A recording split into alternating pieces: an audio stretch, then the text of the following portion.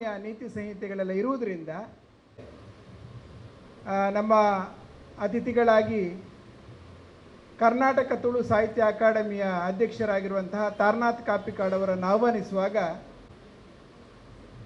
Press ಕ್ಲಬ್ಬಿನ Ullal ತಾಲೂಕಿನ ಒಂದು ವಿನೂತನವಾದಂತಹ ಕಾರ್ಯಕ್ರಮ ತಿಂಗಳ ಬೆಳಕು ಅನ್ನುವಂಥದ್ದನ್ನು ಆರಂಭಿಸಬೇಕು ಅಂತೇಳಿ ಮೇ ಕೊನೆಯ ವಾರದಲ್ಲಿ ನಿರ್ಧಾರ ಮಾಡಿದೆವು.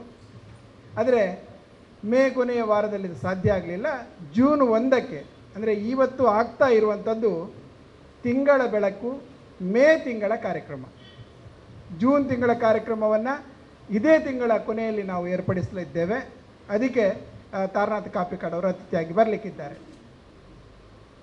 ಈ ದಿನ ತಿಂಗಳ ಬೆಳಕು ಅನ್ನುವಂತಹ ಒಂದು ಸುಂದರ ಕಾರ್ಯಕ್ರಮ ಇದು ಮಂಗಳೂರು ಪ್ರೆಸ್ ಕ್ಲಬ್ಬಲ್ಲಿ ತಿಂಗಳ ಗೌರವ ಅತಿಥಿಯಾಗಿ ಪ್ರತಿ ತಿಂಗಳು ಒಂದು ಒಳ್ಳೆಯ ಜಿಲ್ಲಾ ಮಟ್ಟದ ಅತಿಥಿಗಳು ಆಗಮಿಸ್ತಾ ಇದ್ದಾರೆ. ನಾವು ಸ್ವಲ್ಪ ಚಿಕ್ಕದಾಗಿ ಅಂದರೆ ಉಳ್ಳಾಲ ತಾಲೂಕಿಗೆ ಸಂಬಂಧಪಟ್ಟ ಹಾಗೆ ಮುಂದಕ್ಕೆ ಗೌರವ ಅತಿಥಿಗಳನ್ನು ಕರೀಬೇಕು ಅನ್ನುವಂಥ ಒಂದು ಉದ್ದೇಶದಲ್ಲಿದ್ದೇವೆ. ಆದರೆ ವಿಶೇಷ ಆಹ್ವಾನಿತರಾಗಿ ಸ್ವಲ್ಪ ಹೊರಭಾಗದವರನ್ನು ನಮ್ಮ ವಿದ್ಯಾರ್ಥಿಗಳಿಗೆ ಅಥವಾ ಮಾಧ್ಯಮ ಮಿತ್ರರಿಗೆ ಜೊತೆಗೆ ನಮ್ಮ ಆತ್ಮೀಯರಿಗೆ ಏನಾದರೂ ಒಂದು ಒಳ್ಳೆಯ ವಿಷಯಗಳನ್ನು ತಿಳಿಸುವಂತಹ ಅತಿಥಿಗಳನ್ನು ಕರೀಬೇಕು ಅನ್ನುವಂಥ ಒಂದು ಉದ್ದೇಶ ನಮಗಿದೆ. ಅದು ಹೇಗೆ ಅನ್ನೋದನ್ನು ಮುಂದಕ್ಕೆ ನಾವು ವಾರದ ಅತಿಥಿ ಅಥವಾ ತಿಂಗಳ ಅತಿಥಿಯಲ್ಲಿ ಜೋಡಿಸಲಿಕ್ಕಿದ್ದೇವೆ. ಈ ವಾರದ ಅಥವಾ ಈ ತಿಂಗಳ ಅತಿಥಿಯಾಗಿ ಯಾರನ್ನು ಕರೀಬೇಕು ಅನ್ನುವಂಥ ಒಂದು ಯೋಚನೆಯಲ್ಲಿ ನಾವಿದ್ದಾಗ ನಮ್ಮ ಜಿಲ್ಲಾ ಸಂಘದ ಕಾರ್ಯಕಾರಿಣಿ ಸದಸ್ಯರಾಗಿರುವಂತಹ ಮೋಹನ್ ಕುತ್ತಾರ್ ಅವರು ನಮಗೊಂದು ವಿಚಾರ ಹೇಳಿದರು. ಪ್ರತಿ ವರ್ಷ ನಮ್ಮ KS ಹೆಗಡೆ ಆಸ್ಪತ್ರೆ ಅಥವಾ ನಿಟ್ಟೆ ವಿವಿಗೆ ಪರಿಸರ ಅಧ್ಯಯನದಲ್ಲಿ ಭಾಳಷ್ಟು ಸಾಧನೆಯನ್ನು ಮಾಡಿರುವಂಥ ಒಬ್ಬರು ಗಣ್ಯರು ಪ್ರತಿ ವರ್ಷ ಅಲ್ಲಿ ಬರ್ತಾರೆ. ಅಲ್ಲಿ ಇನ್ಸ್ಪೆಕ್ಷನಲ್ಲಿ ಏನೆಲ್ಲ ಜೈವಿಕ ಅಂಶಗಳು ಅಥವಾ ಪರಿಸರಕ್ಕೆ ಸಂಬಂಧಪಟ್ಟ ವಿಷಯಗಳನ್ನು ಅಲ್ಲಿ ಅವರು ಮಾಹಿತಿಯನ್ನು ಕೊಡ್ತಾರೆ. ಅವರು ಈ ಸಲ ಬರ್ತಾ ಇದ್ದಾರೆ ಅಂತ ಹೇಳುವಾಗ ಭಾಳ ಸಂತೋಷ ಆಯಿತು. ಯಾಕೆ ಹೇಳಿದರೆ ಈ ವೀರರಾಣಿ ಹಬ್ಬಕ್ಕನ ನಾಡಲ್ಲಿ ಈ ಕಡಲ ತಡಿಯಲ್ಲಿ ಈಗ ಜೀವಂತವಾಗಿರುವಂಥ ಸಮಸ್ಯೆಗಳ ಪೈಕಿ ಕಡಲ್ ಕೊರೆತ ಬಹಳ ಮುಖ್ಯವಾಗ್ತದೆ. ಈ ಸಂದರ್ಭ ಅದರಲ್ಲೂ ಮೇ ತಿಂಗಳಿನಿಂದ ಸಾಧಾರಣ ಆಗಸ್ಟ್ವರೆಗೆ ನಮ್ಮ ಮಾಧ್ಯಮದವರಿಗೆ ಕಡಲಿನ ಸುದ್ದಿ ಮಾಡುವುದೇ ಒಂದು ವಿಶೇಷ ಇಲ್ಲಿದ್ದು. ಅಂತಹ ಕಡಲ್ ಕೊರೆತವನ್ನು ನಾವು ಕಳೆದ 25 ವರ್ಷಗಳಿಂದ ನಿರಂತರವಾಗಿ ನೋಡ್ತಾ ಬಂದಿದ್ದೇವೆ. 15 ವರ್ಷಗಳಿಂದ ಸುದ್ದಿ ಮಾಡ್ತಲೇ ಬಂದಿದ್ದೇವೆ. ಹಾಗಿದ್ರೆ ಈ ಕೊರೆತ ಯಾಕೆ, ಕಡಲ್ ಕೊರೆತಕ್ಕೆ ಏನಾದರೂ ಶಾಶ್ವತವಾದ ಪರಿಹಾರಗಳಿದೆಯಾ ಎಂಬಿತ್ಯಾದಿ ವಿಚಾರಗಳನ್ನು ಬಹಳಷ್ಟು ಅಧ್ಯಯನ ಮಾಡಿದವರು ನಮ್ಮ ಡಾಕ್ಟರ್ ದೊಡ್ಡ ಅಶ್ವತ್ಥನಾರಾಯಣ ಸ್ವಾಮಿಯವರು. ಅವರು ಮಾಜಿ ವೈಜ್ಞಾನಿಕ ಅಧಿಕಾರಿ, ಪರಿಸರ ಮತ್ತು ಜೀವಿಶಾಸ್ತ್ರ ತಾಂತ್ರಿಕ ಕೋಶ, ಬೆಂಗಳೂರು. ಅವರು ಬರ್ತಾ ಇದ್ದಾರೆ ಅನ್ನುವಾಗ ಈ ಒಂದು ಕಾರ್ಯಕ್ರಮಕ್ಕೆ ಈ ಬಾರಿಯ ತಿಂಗಳ ಅತಿಥಿಯಾಗಿ ಅತ್ಯಂತ ಸೂಕ್ತ ಒಬ್ಬರು ಮಹನೀಯರು ಅವರು ಅಂತೇಳಿ ಗ್ರಹಿಸಿಕೊಂಡು ಅವರನ್ನು ಆಹ್ವಾನಿಸಿದೆವು. ಅವರು ಭಾಳ ಸಂತೋಷಪಟ್ಟರು. ಖಂಡಿತವಾಗಿ ಉಳ್ಳಾಲ ತಾಲೂಕಿನ ಪ್ರೆಸ್ ಕ್ಲಬ್ಗೆ ನಾನು ಬರ್ತೇನೆ, ವಿದ್ಯಾರ್ಥಿಗಳ ಜೊತೆಗೆ ಮತ್ತು ನಿಮ್ಮ ಮಾಧ್ಯಮ ಮಂದಿಯ ಜೊತೆಗೆ ನಾನು ಸಂವಾದ ಮಾಡ್ತೇನೆ ಅಂತೇಳಿ ಅವರು ಒಪ್ಪಿಕೊಂಡರು. ಅದೇ ಒಂದು ನಿನ್ನೆ ಸರಿಯಾಗಿ ಅವರು 2:30 ಗಂಟೆಗೆ ನಮ್ಮನ್ನು ಸೇರಿಕೊಂಡಿದ್ದಾರೆ. ಇಲ್ಲಿ ಉಳ್ಳಾಲ ಇರ್ಬೋದು, ಕೋಡಿ ಇರ್ಬೋದು, ಬಟ್ಟಪ್ಪಾಡಿ ಇರ್ಬೋದು ಅಥವಾ ಕೆಲವು ತೀವ್ರ ಕಡಲ್ಕೊರೆತದ ಪ್ರದೇಶಗಳಿಗೆ ನಾವು ಭೇಟಿಯನ್ನು ನೀಡುವಂಥ ಕೆಲಸವನ್ನು ನಿನ್ನೆ ಮಾಡಿದ್ದೇವೆ. ವಿದ್ಯಾರ್ಥಿಗಳಿಗೆ ಭಾಳಷ್ಟು ವಿಚಾರಗಳು ಲೈವ್ ಆಗಿ ನಿನ್ನೆ ನೋಡಲಿಕ್ಕೆ ಸಿಕ್ಕಿದೆ. ಇವತ್ತು ಈ ತಿಂಗಳ ಬೆಳಕು ಕಾರ್ಯಕ್ರಮಕ್ಕೆ ನೀವು ಅತಿಥಿಯಾಗಿ ಬನ್ನಿ, ಗೌರವ ಅತಿಥಿಯಾಗಿ ಬನ್ನಿ ಅಂತೇಳಿ ಅವರನ್ನು ಕೇಳಿಕೊಂಡಾಗ ಅವರು ಭಾಳ ಸಂತೋಷದಿಂದ ಒಪ್ಪಿದ್ದಾರೆ. ಹಾಗಿದ್ರೆ ಈ ತಿಂಗಳ ಬೆಳಕನ್ನು ಬೆಳಗಿಸುವುದು ಯಾರು? ತಿಂಗಳ ಬೆಳಕು ಸ್ವಾಭಾವಿಕವಾಗಿ ಆಕಾಶದಿಂದ ಬರ್ತದೆ. ಆದರೆ ನಾವು ಡೇ ಟೈಮಲ್ಲಿ ಮಾಡುವಂಥ ಈ ತಿಂಗಳ ಬೆಳಕಿಗೆ ಒಂದು ಬೆಳಕನ್ನು ಉರಿಸುವುದಕ್ಕೆ ಅಥವಾ ಒಂದು ದೀಪವನ್ನು ಪ್ರಜ್ವಲಿಸುವುದಕ್ಕೆ ಅತ್ಯಂತ ಸೂಕ್ತ ಒಬ್ಬರು ವ್ಯಕ್ತಿ, ನಮ್ಮೆಲ್ಲರ ಗೆಳೆಯರು, ಆ ದೀಪದ ಕೆಲಸವನ್ನೇ ಮಾಡುವವರು, ಅಂದರೆ ವಿದ್ಯುತ್ ಶಕ್ತಿ ಇಲಾಖೆಯಲ್ಲೇ ಇರುವವರು, ನಮ್ಮ KEBಯಲ್ಲಿ ಅಥವಾ ಮೆಸ್ಕಾಮಲ್ಲಿ ಕಿರಿಯ ಅಭಿಯಂತರರಾಗಿ ಇದೀಗ ಬಹಳ ಎಲ್ಲರಿಗೂ ಆಪ್ತರಾಗಿರುವಂಥವರು. ಹೆಚ್ಚಾಗಿ ನಾವು ನಮ್ಮ ಕರೆಂಟ್ ಅಥವಾ ಏನಾದರೂ ಕೈ ಕೊಟ್ಟಾಗ ಲೈನ್ ಮ್ಯಾನಿಗೆ ಫೋನ್ ಮಾಡೋದು ಅಥವಾ ಟೋಲ್ ಫ್ರೀಗೆಲ್ಲ ಕಾಲ್ ಮಾಡೋದು. ಬಟ್ ನಾವೆಲ್ಲ ಹೆಚ್ಚಾಗಿ ಈ ಸರಿಗೆ ಉಪದ್ರ ಕೊಡೋದು. ಹೀಗಾಯಿತು ಸರ್, ಹೀಗಾಯಿತು, ಅಲ್ಲಿ ಮಡಲು ಬಿತ್ತು, ಇಲ್ಲಿ ಮರ ಬಿತ್ತು ಅಂತೇಳಿ ನಮಗೆಲ್ಲರಿಗೂ ನೆನಪಿಗೆ ಬರೋದು ನಿತೇಶ್ ಹೊಸಗದ್ದೆ ಅವರು ನಮ್ಮ ಪ್ರೆಸ್ ಕ್ಲಬ್ಬಲ್ಲಿ ಎಲ್ಲವೂ ಆಯಿತು, ನಮಗೆ ಒಂದು ವಸ್ತುವಿನ ಅವಶ್ಯಕತೆ ಇತ್ತು ಸರ್, ನಮ್ಮಲ್ಲಿ ಇನ್ವರ್ಟ್ರೇ ಇಲ್ಲ ಅಂದಾಗ ಅವರು ಇಮಿಡಿಯೇಟ್ ಆಗಿ ಈ ಸಂಸ್ಥೆಗೆ ಬೆಳಕು ಕೊಟ್ಟವರು. ಅವರ ಕೈಯಿಂದಲೇ ಈ ಬೆಳಕನ್ನು ಉರಿಸಬೇಕು, ಅವರು ಬೆಳಕಾದವರು, ನಮಗೆ ಅವರೇ ದೀಪ ಪ್ರಜ್ವಲನೆ ಮಾಡಬೇಕು ಅನ್ನೋ ಕಾರಣಕ್ಕಾಗಿ ಈ ತಿಂಗಳ ಬೆಳಕಲ್ಲಿ ನಮ್ಮ ಇವತ್ತಿನ ಮೊದಲ ಕಾರ್ಯಕ್ರಮದ ಉದ್ಘಾಟನೆಗೆ ಮೆಸ್ಕಾಂ ಅಭಿಯಂತರರಾಗಿರುವಂತಹ ನಿತೇಶ್ ಅವರನ್ನು ಆಹ್ವಾನಿಸಿದ್ದೇವೆ. ಅವರು ಸಮಯಕ್ಕೆ ಸರಿಯಾಗಿ ಬಂದಿದ್ದಾರೆ. ದಯವಿಟ್ಟು ಸರ್ ವೇದಿಕೆಗೆ ಬರಬೇಕು, ನಮ್ಮ ಅಧ್ಯಕ್ಷರವರನ್ನು ವೇದಿಕೆಗೆ ಕರ್ಕೊಂಡು ಬರಬೇಕಾಗಿ ಕೇಳಿಕೊಳ್ತಾ ಇದ್ದೇನೆ. ಅವರು ಕೂಡ ವೇದಿಕೆಗೆ ಬಂದಿದ್ದಾರೆ. ಪ್ರೀತಿಪೂರ್ವಕ ಸ್ವಾಗತ.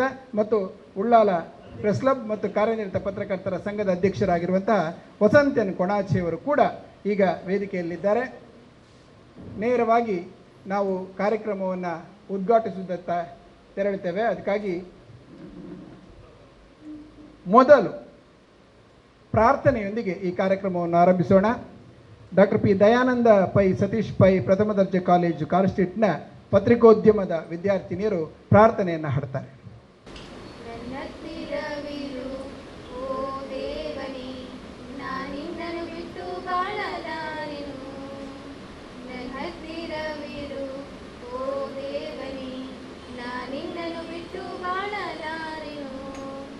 ಕತ್ತಲೆಯ ಸಮಯದಿ ಬೆಳಕಾಗಿರು, ಪೂಜೆಯ ಸಮಯದಿ ದೇವರಾಗಿರು.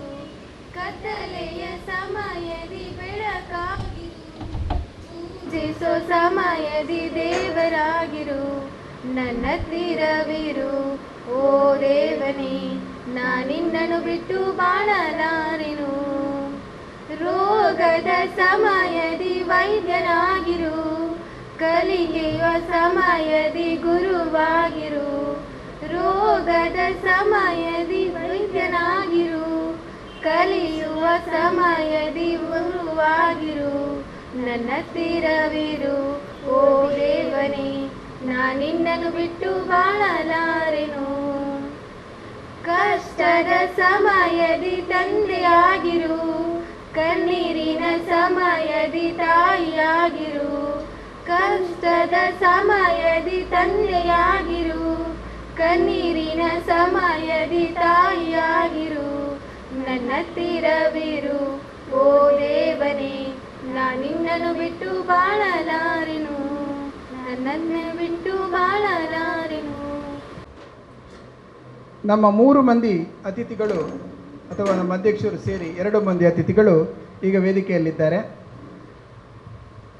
ನಮ್ಮ ಯಾವುದೇ ಇಲ್ಲಿ ಒಂದು ಕಾರ್ಯಕ್ರಮಗಳಿದ್ದಾಗ ನಾವು ಕರೆಯದಿದ್ದರೂ ಕೂಡ ಇದು ಪತ್ರಕರ್ತರ ಕಾರ್ಯಕ್ರಮ, ನಮ್ಮದೇ ಕಾರ್ಯಕ್ರಮ ಅನ್ನುವಂಥ ಒಂದು ನಿಟ್ಟಿನಲ್ಲಿ ನಮ್ಮನ್ನು ಯಾವತ್ತೂ ಕೂಡ ಪ್ರೋತ್ಸಾಹಿಸ್ತಾ ಇರುವಂಥವರು ನಮ್ಮ ಸಿರಿಲ್ ಡಿಸೋಜ್ ಅವರು, ತೋಟಗಾರಿಕೆ ಇಲಾಖೆಯ ನಿವೃತ್ತ ಸಿಬ್ಬಂದಿ. ಅವರಿಗೂ ಕೂಡ ಪ್ರೀತಿಪೂರ್ವಕವಾದಂಥ ಸ್ವಾಗತ. ಹಾಗೆ ನಿಮಗೆ ಗೊತ್ತಿದೆ, ನಮ್ಮ ಉಳ್ಳಾಲ ತಾಲೂಕಿನಲ್ಲಿ ಕಳೆದ ಒಂದು 20 ವರ್ಷಗಳಿಂದ ಯಾರಿಗೆಲ್ಲ ಫುಟ್ಬಾಲಲ್ಲಿ ಆಸಕ್ತಿ ಇದೆ ಅವರಿಗೆ ಉಚಿತವಾಗಿ ತರಬೇತಿಯನ್ನು ಕೊಟ್ಟು ಇತ್ತೀಚೆಗೆ ಜಿಲ್ಲಾ ರಾಜ್ಯೋತ್ಸವ ಪ್ರಶಸ್ತಿಯನ್ನು ಪಡೆದಿರುವಂತಹ ಸಾಜಿದ್ ಉಳ್ಳಾಲ ಅವರು ನಮ್ಮ ಜೊತೆಗಿದ್ದಾರೆ. ಅವರಿಗೂ ಕೂಡ ಪ್ರೀತಿಪೂರ್ವಕ ಸ್ವಾಗತ. ಹಾಗೆ ಹಿರಿಯರಾದ ಸಾರಂಗನ ಎಡ್ವರ್ಡ್ ಸರ್ ಇದ್ದಾರೆ ಮತ್ತು ಎಲ್ಲ ಪತ್ರಕರ್ತರಿದ್ದೀರಿ ಮತ್ತು ಎಲ್ಲ ಜರ್ನಲಿಸಮ್ ವಿದ್ಯಾರ್ಥಿಗಳಿಗೂ ಕೂಡ ಸ್ವಾಗತವನ್ನು ಕೋರುತ್ತಾ ಇದೀಗ ಗುಲಾಬಿಯನ್ನು ನೀಡಿ ಸ್ವಾಗತಿಸ್ತಾರೆ ನಮ್ಮ ಉಪಾಧ್ಯಕ್ಷರಾಗಿರುವಂತಹ ದಿನೇಶ್ ನಾಯ್ಕ್.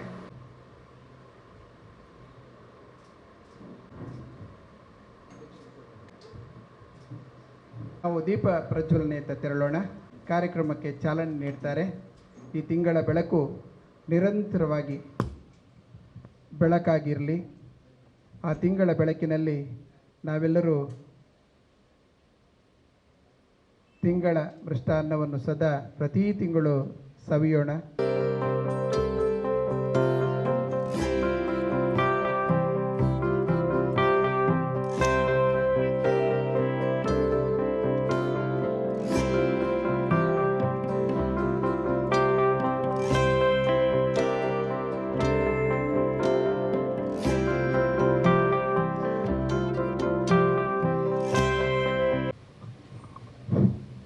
ಮುಂದಕ್ಕೆ ನಮ್ಮ ಈ ಸಂವಾದ ಕಾರ್ಯಕ್ರಮಗಳಿಗೆ ಜರ್ನಲಿಸಮ್ ವಿದ್ಯಾರ್ಥಿಗಳು ಕೂಡ ಕೈ ಜೋಡಿಸ್ತಾರೆ, ಅವರು ಕೂಡ ನಮ್ಮ ಜೊತೆಗಿರ್ತಾರೆ ಅನ್ನೋ ಒಂದು ಸಂಕಲ್ಪ.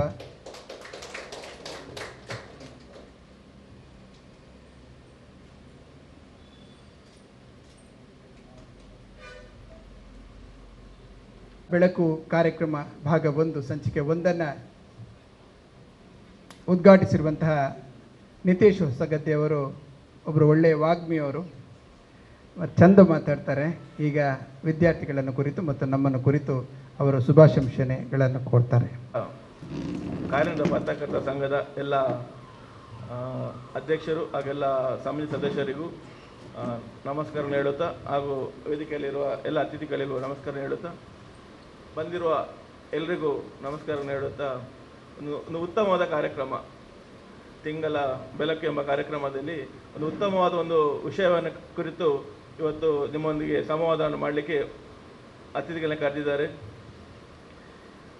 ಈಗ ನಮ್ಮ ಉಳ್ಳಾಲ ಫಸ್ಟಿಗೆ ಶಶಿಧರ್ ಸರ್ ಫೋನ್ ಮಾಡಿದ್ರು, ನಮ್ಮ ಪ್ರೋಗ್ರಾಮ್ ಇದೆ ಬರ್ತೀರಾ ಅಂತೇಳಿ. ಅದಕ್ಕೆ ಯಾವುದೇ ಮಾತು ಹೇಳದೆ ನಾನು ಬರ್ತೇನೆ, ಯಾಕಂದರೆ ಉಳ್ಳಾಲದ ಪತ್ರಕರ್ತರೊಂದಿಗೆ ನಂಗೆ ಅಷ್ಟೊಂದು ಪ್ರೀತಿ.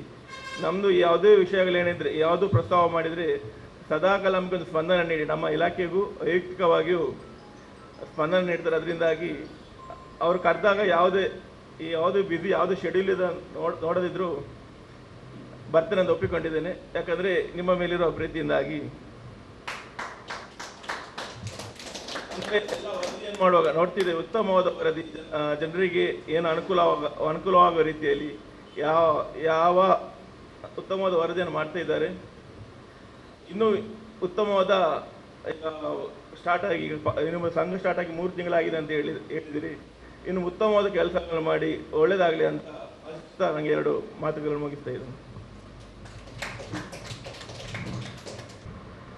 ಧನ್ಯವಾದಗಳು ಶ್ರೀಯುತ ನಿತೇಶ್ ಸರ್ ಅವರೇ. ಇದೀಗ ನಮ್ಮ ತಿಂಗಳ ಬೆಳಕಲ್ಲಿ ಒಬ್ಬ ಗೌರವ ಅತಿಥಿಗೆ ಗೌರವ ನೀಡುವಂತಹ ಕ್ರಮ ಪ್ರತಿ ತಿಂಗಳು ಮಾಡಬೇಕು ಅಂತಿದ್ದೇವೆ. ಮೊದಲಿಗೆ ಅಧ್ಯಕ್ಷರಿಗೆ ಒಂದು ನಮ್ಮ ಇವತ್ತಿನ ಉದ್ಘಾಟಕರಿಗೆ ಒಂದು ಗೌರವ ಮಾಡಬೇಕು.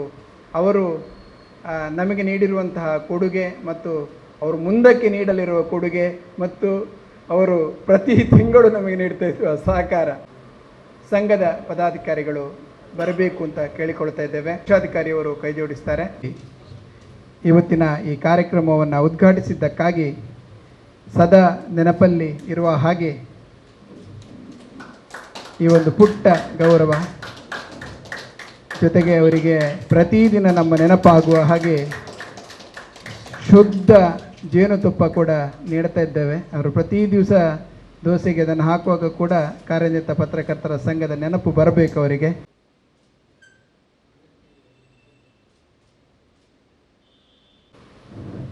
ಇದೀಗ ತಿಂಗಳ ಗೌರವ ಅತಿಥಿ ಡಾಕ್ಟರ್ ದೊಡ್ಡ ಅಶ್ವತ್ಥನಾರಾಯಣರವರ ಬಗ್ಗೆ ಒಂದು ಪ್ರಾಸ್ತಾವಿಕ ಮಾತುಗಳನ್ನು ನಮ್ಮ ಕಾರ್ಯದರ್ಶಿ ನಾರಾಯಣ ಸ್ವಾಮಿ, ನಿವೃತ್ತ ವೈಜ್ಞಾನಿಕ ಅಧಿಕಾರಿ, ಪರಿಸರ ಮತ್ತು ಜೀವಶಾಸ್ತ್ರ ಇಲಾಖೆ 9ರ ಅವಧಿಯಲ್ಲಿ BE ಸಿವಿಲ್ ಇಂಜಿನಿಯರ್ ನಡೆಸಿ MSc ಪರಿಸರ ವಿಜ್ಞಾನ, PhD ಪರಿಸರ ವಿಜ್ಞಾನದಲ್ಲಿ ಪೂರೈಸಿ 1993ರಲ್ಲಿ ಕರ್ನಾಟಕ ಸರ್ಕಾರದ ಪರಿಸರ ಮತ್ತು ಜೀವಶಾಸ್ತ್ರ ಇಲಾಖೆ ತಾಂತ್ರಿಕ ಕೋಶದಲ್ಲಿ ವೈಜ್ಞಾನಿಕ ಅಧಿಕಾರಿಗಳಾಗಿ ಸೇರ್ಪಡೆಗೊಂಡವರು. ಅದೇ ಸಂದರ್ಭದಲ್ಲಿ ಕೇಂದ್ರ ಸರ್ಕಾರದ ಪರಿಸರ ವ್ಯವಸ್ಥಾಪನಾ ಯೋಜನೆಯನ್ನು ಸಿದ್ಧಗೊಳಿಸುವ ಸಲುವಾಗಿ ಅಂದಿನ ಕರ್ನಾಟಕ ರಾಜ್ಯ ಮುಖ್ಯಮಂತ್ರಿ ವೀರಪ್ಪ ಮೊಯ್ಲಿ ಅವರ ಡೆನ್ಮಾರ್ಕ್ ಸರ್ಕಾರಕ್ಕೆ ಪ್ರಸ್ತಾಪನೆ ಕಳುಹಿಸಿದ್ದರು. ಅದರ ಫಲವಾಗಿ ದಕ್ಷಿಣ ಕನ್ನಡ ಜಿಲ್ಲೆಯ ಕಡಲ ತೀರ ನಿರ್ವಹಣೆ, ನೀರಾವರಿ, ಕೃಷಿ, ಅರಣ್ಯ, ಪರಿಸರ ಪೂರಕ ಯೋಜನೆಗಳ ಅನುಷ್ಠಾನಕ್ಕೆ ರಾಜ್ಯ ಸರ್ಕಾರ ಡೆನ್ಮಾರ್ಕ್ ಸರ್ಕಾರದಿಂದ ಧನ ಸಹಾಯ ಪಡೆದುಕೊಂಡಿತ್ತು. ಅದಕ್ಕಾಗಿ ಡೆನ್ಮಾರ್ಕ್ ಸರ್ಕಾರಕ್ಕೆ ವರದಿ ಸಲ್ಲಿಸಲು ನಿಯೋಜಿಸಿದ ಅಧಿಕಾರಿಗಳಲ್ಲಿ ಡಾಕ್ಟರ್ ಅಶ್ವಥ್ ನಾರಾಯಣ್ ಒಬ್ಬರು. ದಕ್ಷಿಣ ಕನ್ನಡ ಜಿಲ್ಲೆ ಸೇರಿದಂತೆ ಉಡುಪಿ, ಕಾರವಾರ ಜಿಲ್ಲೆಗಳ 320 ಕಿಲೋಮೀಟರ್ ಕಡಲ ತೀರ ಅಧ್ಯಯನ, ಕಡಲ ತೀರ ವ್ಯಾಪ್ತಿಯ ಅರಣ್ಯದ ಅಧ್ಯಯನ ನಡೆಸಿ CRZ ವ್ಯಾಪ್ತಿಯನ್ನು ಸರ್ಕಾರಿ ದಾಖಲೆಗಳಲ್ಲಿ ಗುರುತಿಸಿದ ಅಧಿಕಾರಿಯಾಗಿದ್ದಾರೆ. ಪರಿಸರ ಪೂರಕ ಕಾರ್ಯಗಳ ಸಂಶೋಧನೆಗಳನ್ನು ನಡೆಸಿ ವರದಿಗಳನ್ನು ಸರ್ಕಾರದ ಮುಂದೆ ಇಟ್ಟು ವಿವಿಧ ಯೋಜನೆಗಳ ಅನುಷ್ಠಾನಕ್ಕೆ ಒತ್ತಾಯಿಸಿದವರು. ಮೈಸೂರು ವಿವಿಪುರಂನಲ್ಲಿ ಬೀದಿಬದಿ ಅಂಗಡಿಗಳ ತೆರವು ಕಾರ್ಯಕ್ಕೆ ಕಾನೂನಾತ್ಮಕ ಹೋರಾಟ ನಡೆಸಿ ವ್ಯಾಪಾರಿಗಳಿಗೆ ನ್ಯಾಯ ದೊರಕಿಸಿಕೊಟ್ಟ ಹಿನ್ನೆಲೆಯಲ್ಲಿ ಅಲ್ಲಿನ ಒಂದು ವೃತ್ತಕ್ಕೆ ಡಾಕ್ಟರ್ ಅಶ್ವಥ್ ನಾರಾಯಣ ವೃತ್ತ ಎಂದು ನಾಮಕರಣ ನಡೆಸಿ ವ್ಯಾಪಾರಿಗಳು ಕೃತಜ್ಞತೆ ಸಲ್ಲಿಸಿದ್ದಾರೆ.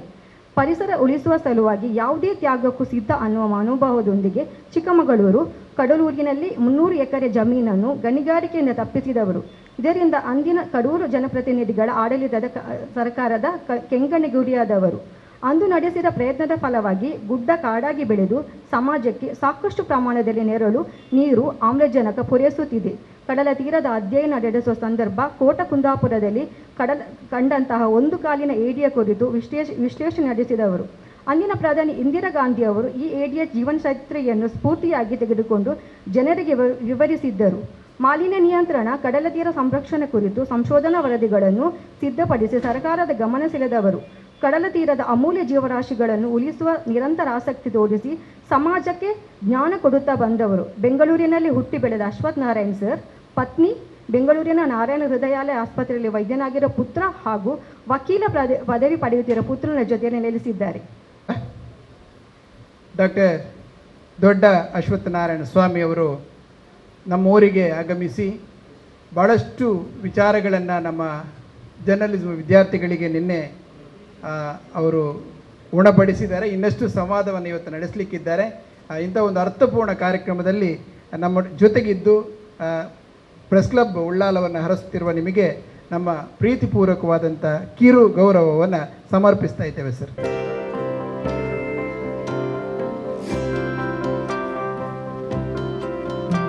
ಇದು ತಿಂಗಳ ಬೆಳಕು ಕಾರ್ಯಕ್ರಮ. ಗೌರವ ಅತಿಥಿ, ಮೊದಲ ಕಾರ್ಯಕ್ರಮದ ಗೌರವ ಅತಿಥಿಯಾಗಿ ಡಾಕ್ಟರ್ ದೊಡ್ಡ ಅಶ್ವಥ್ ನಾರಾಯಣ್ ಸರ್, ಬಹಳ ದೊಡ್ಡ ಮನಸ್ಸಿನವರು. ಅವರಿಗೆ ಅಧ್ಯಕ್ಷರು ಹಾರವನ್ನು ಸಮರ್ಪಿಸ್ತಾರೆ. ದಿನೇಶ್ ನಾಯ್ಕ್ ಅವರು ಸ್ಮರಣಿಕೆಯನ್ನು ನೀಡ್ತಾರೆ.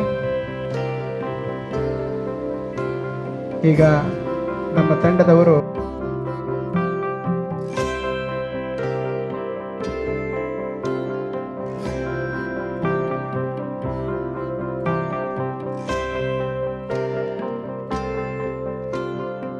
ಅತ್ಯಂತ ಅಮೂಲ್ಯ ಅಂತ ಗ್ರಹಿಸಿಕೊಳ್ತೇವೆ. ಇಂದಿನ ಕಾರ್ಯಕ್ರಮಕ್ಕೆ ಆಗಮಿಸಿ ನಮಗೆ ಒಂದು ಈ ಪ್ರೀತಿಯ ಸಿಂಚನವನ್ನು ನೀಡಿರುವಂತಹ ನಿತೇಶ್ ಸರ್ ಅವರಿಗೆ ನಮ್ಮ ನಿಮ್ಮೆಲ್ಲರ ಪರವಾಗಿ ಧನ್ಯವಾದಗಳು. ಅವರು ವೇದಿಕೆಯಿಂದ ಈಗ ತೆರಳುತ್ತಾ ಇದ್ದಾರೆ. ನೇರವಾಗಿ ನಾವು ಸಂವಾದದತ್ತ ತೆರಳುತ್ತಾ ಇದ್ದೇವೆ.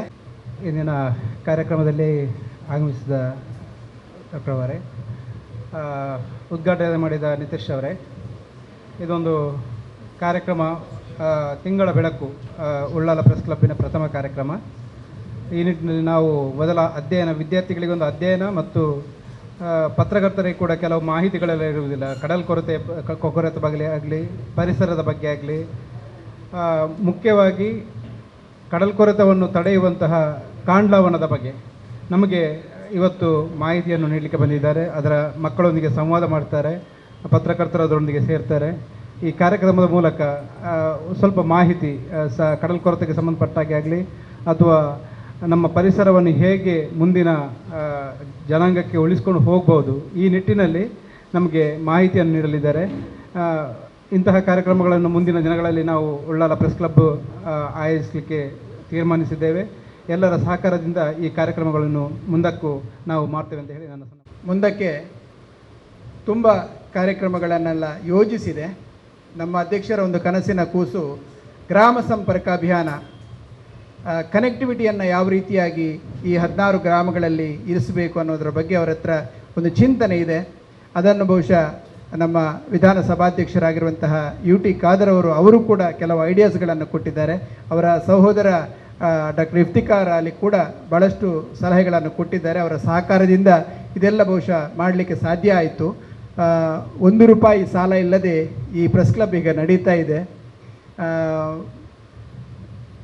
ಶಾಸಕರೇ ಅವರ ಭವನದಲ್ಲೇ ಕೊಟ್ಟರು. ಮುಂದಕ್ಕೆ ಒಂದು ಜಮೀನು ನೋಡಿ ಕಟ್ಟಡ ಅಥವಾ ಮುಂದಿನ ಯೋಜನೆಗಳ ಬಗ್ಗೆ ಕೂಡ ಮುಂದಕ್ಕೆ ಕಾರ್ಯಪ್ರವೃತ್ತರಾಗೋಣ ಅಂತೆಲ್ಲ ತಿಳಿಸಿದ್ದಾರೆ. ಇವತ್ತು ಬೇರೆ ಬೇರೆ ಕಾರ್ಯಕ್ರಮಗಳನ್ನು ಮಾಡುವುದಿದ್ರೂ ಕೂಡ ಎಲ್ಲ ಇಲಾಖೆಗಳಿಂದ ಪೂರಕವಾದ ಸಹಕಾರವನ್ನು ಕೊಡ್ತೇವೆ ಅಂತೇಳಿ ನಮ್ಮ ಶಾಸಕರು ವಿಧಾನಸಭಾಧ್ಯಕ್ಷರು ಭರವಸೆಗಳನ್ನು ಕೊಟ್ಟಿದ್ದಾರೆ. ಹಾಗೆ ಇತರ ರಾಜಕೀಯ ನಾಯಕರು ಕೂಡ ಸಂದರ್ಭಕ್ಕೆ ಸರಿಯಾಗಿ ಸಹಕಾರಗಳನ್ನು ಕೊಡ್ತಾ ಇದ್ದಾರೆ. ಅವರಿಗೆಲ್ಲರಿಗೂ ಮತ್ತೊಮ್ಮೆ ಕೃತಜ್ಞತೆಗಳನ್ನು ತಿಳಿಸ್ತಾ ಈಗ ನೇರ ಸಂವಾದದತ್ತ ತೆರಳುತ್ತಿದ್ದೇವೆ. ಪದಾಧಿಕಾರಿಗಳಿಗೆ ನಾನು ನನ್ನ ವಂದನೆಗಳನ್ನು ಅರ್ಪಿಸ್ತಾ ಇದ್ದೇನೆ. ಬಹುಶಃ ಈ ದೇಶದಲ್ಲಿ ಪ್ರೆಸ್ ಅಂತಕ್ಕಂಥ ವಿಷಯಕ್ಕೆ ಭಾಳಷ್ಟು ಮಹತ್ವ ಇದೆ. ಎಲ್ಲ ಪ್ರೆಸ್ನಲ್ಲಿ ಬಂದಿದೆ ಅಂತ ಹೇಳಿದ್ರೆ ಬಹುಶಃ ಎಲ್ಲ ಮಾಧ್ಯಮಗಳು ಈ ನಿಟ್ಟಿನಲ್ಲಿ ಉಳ್ಳಾಳ ಪ್ರೆಸ್ ಕ್ಲಬ್ನವರು ಒಂದು ವಿನೂತನ ಕಾರ್ಯಕ್ರಮವನ್ನು ಹಮ್ಮಿಕೊಂಡಿದ್ದಾರೆ ಅಂತ ಹೇಳೋದಕ್ಕೆ ಭಾಳ ಸಂತೋಷ ಆಗ್ತದೆ. ಯಾಕಂದರೆ ಪರಿಸರ ವಿಷಯಗಳು ಜನಸಾಮಾನ್ಯನವರಿಗೆ ತಲುಪಬೇಕು ಅಂತ ಹೇಳಿದಾಗ ನಿಮ್ಮಗಳ ಪಾತ್ರ ಭಾಳಷ್ಟಿದೆ. ನಾವು ಎಷ್ಟೇ ಸಂಶೋಧನೆಯನ್ನು ಮಾಡಲಿ, ಆ ಸಂಶೋಧನೆಗಳು ಕೆಲವೇ ಜನಗಳ ಹತ್ತಿರನೇ ಸುಳಿದಾಡ್ತಾ ಇರುತ್ತೆ. ಅವನ್ನು ಜನಸಾಮಾನ್ಯರವರೆಗೆ ತೊಗೊಂಡು ಹೋಗ್ತಕ್ಕಂಥವರು ವ್ಯವಸ್ಥಿತವಾಗಿ ಅವರ ಮಟ್ಟಕ್ಕೆ ಇಳಿದು ಅವರ ಜ್ಞಾನವನ್ನು ಅಭಿವೃದ್ಧಿ ಮಾಡ್ತಕ್ಕಂಥವರು ನಮ್ಮ ಮಾಧ್ಯಮದ ಮಿತ್ರರು. ಮಾಧ್ಯಮದ ಮಿತ್ರರೊಂದಿಗೆ ನಾನು ಬಹುಶಃ 1987ರಿಂದ ಸಂಪರ್ಕ ಇದೆ. ನನ್ನ ಪ್ರಜಾವಾಣಿಯನ್ನು ಮೊದಲನೇ ಲೇಖನ ಪ್ರಜಾವಾಣಿಯಲ್ಲಿ ಬಂದಾಗ ಅದು ಬಂದಿದ್ದು ನಮ್ಮ ಪರಿಸರ ವಿಷಯಕ್ಕೆ ಸಂಬಂಧಪಟ್ಟಂತೆ. ಆ ಪರಿಸರ ವಿಷಯಗಳಲ್ಲಿ ನಮ್ಮ ಮಾಧ್ಯಮಗಳು ಆಗ ಈ ಭಾಳಷ್ಟು ಆಸಕ್ತಿಯನ್ನು ತೋರಿಸ್ತಾ ಇಲ್ವೋ ಏನೋ ಗೊತ್ತಿಲ್ಲ. 2 ಪ್ರಬಂಧಗಳು, ಒಂದು ಪ್ರಜಾವಾಣಿ ಮತ್ತು ಕನ್ನಡ ಪ್ರಭದಲ್ಲಿ ಬಂದಾಗ ಎಲ್ಲರ ಭಾಳಷ್ಟು ಅದರ ವಿಷಯದಲ್ಲಿ ಟೀಕೆ ಟಿಪ್ಪಣಿಗಳು ಬಂದವು. ಆ ಟೀಕೆ ಟಿಪ್ಪಣಿಗಳು ಬಂದಾಗ ಪ್ರಜಾವಾಣಿಯವರು ಕನ್ನಡಪ್ರಭದವರು ಕೇಳಿದ್ರು, ಸರ್ ನಿಮ್ಮ ಲೇಖನಕ್ಕೆ ಇಷ್ಟೊಂದು ಟೀಕೆಗಳು ಮತ್ತು ಸಲಹೆಗಳು ಬರ್ತಾ ಇದ್ದಾವಲ್ಲ, ಯಾಕೆ ಅಂದರೆ ಯಾವತ್ತೂ ಆಗಲಿ ಒಂದು ವಿಷಯದ ಬಗ್ಗೆ ಟೀಕೆಗಳು ಬಂದಿದೆ ಅಂತ ಹೇಳಿದ್ರೆ ಅವರ ಪ್ರಬಂಧವನ್ನು ಓದಿದ್ದಾರೆ ಅಂತ. ಹಾಗೆ ಓದದೇ ಟೀಕೆಯನ್ನು ಮಾಡೋಕ್ಕಾಗಲ್ಲ, ಪ್ರಶಂಸೆ ಮಾಡಿಬಿಡ್ಬೋದು. ಆ ಲೇಖನ ಬಹಳ ಸುಂದರವಾಗಿದೆ, ಸೊಗಸಾಗಿದೆ ಅಂತೇಳಿ. ಆದರೆ ಟೀಕೆಯನ್ನು ಮಾಡಬೇಕಾದರೆ ಪ್ರಬಂಧದಲ್ಲಿ ಇರ್ತಕ್ಕಂಥ ಅಂಶಗಳನ್ನು ಅರ್ಥ ಮಾಡಿಕೊಂಡು ಟೀಕೆಯನ್ನು ಮಾಡಬೇಕಾಗ್ತದೆ. ಆ ನಿಟ್ಟಿನಲ್ಲಿ ಟೀಕೆಗಳು ಬಂದಿದ್ದಾವೆ ಅಂತ ಹೇಳಿದ್ರೆ ಆ ಪ್ರಬಂಧ ಸುಂದರವಾಗಿದೆ, ಸೊಗಸಾಗಿದೆ ಅಂತ. ಇಲ್ಲಿ ನಾವು ಯೋಚನೆ ಮಾಡೋಕ್ಕೆ ಏನಪ್ಪ ಅಂತ ಹೇಳಿದ್ರೆ, ನಮ್ಮ ಮಿತ್ರರು ಇತ್ತೀಚೆಗೆ ನಮ್ಮ ಬೆಂಗಳೂರಿನಲ್ಲಿ ಬನ್ನೇರುಘಟ್ಟ ರಾಷ್ಟ್ರೀಯ ಉದ್ಯಾನವನದಲ್ಲಿ ಒಂದು ಸಂವಾದದ ರೀತಿಯಲ್ಲಿ ಒಂದು ಯೂಟ್ಯೂಬ್ನಲ್ಲಿ ಒಂದು ವಿಷಯವನ್ನು ಪ್ರಕಟಿಸಿದ್ರು. ಆಗ ನನಗೆ ಅವರು ಯಾವ ವಿಷಯದಲ್ಲಿ ಮಾತಾಡಬೇಕು ಅಂತ ಹೇಳಲಿಲ್ಲ. ನಾನೇ ನನ್ನ ವಿಷಯವನ್ನು ಆಯ್ಕೆ ಮಾಡಿಕೊಂಡು ಕೊಟ್ಟೆ. ಅದು ಭಾಳಷ್ಟು ಪ್ರಚಾರದಲ್ಲಿ ಇನ್ನೂ ನಡೀತಾ ಇದೆ. ಅದರ ಮಧ್ಯದಲ್ಲಿ ನಮ್ಮ ಉಳ್ಳಾಳ ಪ್ರೆಸ್ ಕ್ಲಬ್ನವರು ಒಂದು ವಿನೂತನ ಕಾರ್ಯಕ್ರಮವನ್ನು ಹಮ್ಮಿಕೊಂಡು ನಮ್ಮ ಕಡಲ ತೀರ ನಮಗೆ ಬಹಳ ತ್ರಾಸ ಕೊಡ್ತಾ ಇದೆ. ಈ ಕಡಲ ತೀರ ತ್ರಾಸ ಕೊಡೋದಕ್ಕೆ ಏನಾದರೂ ಒಂದು ಸಮಸ್ಯೆಯನ್ನು ನಿಮ್ಮ ಮುಂದೆ ಇಡಬಹುದಾ ಅಂತೇಳಿ.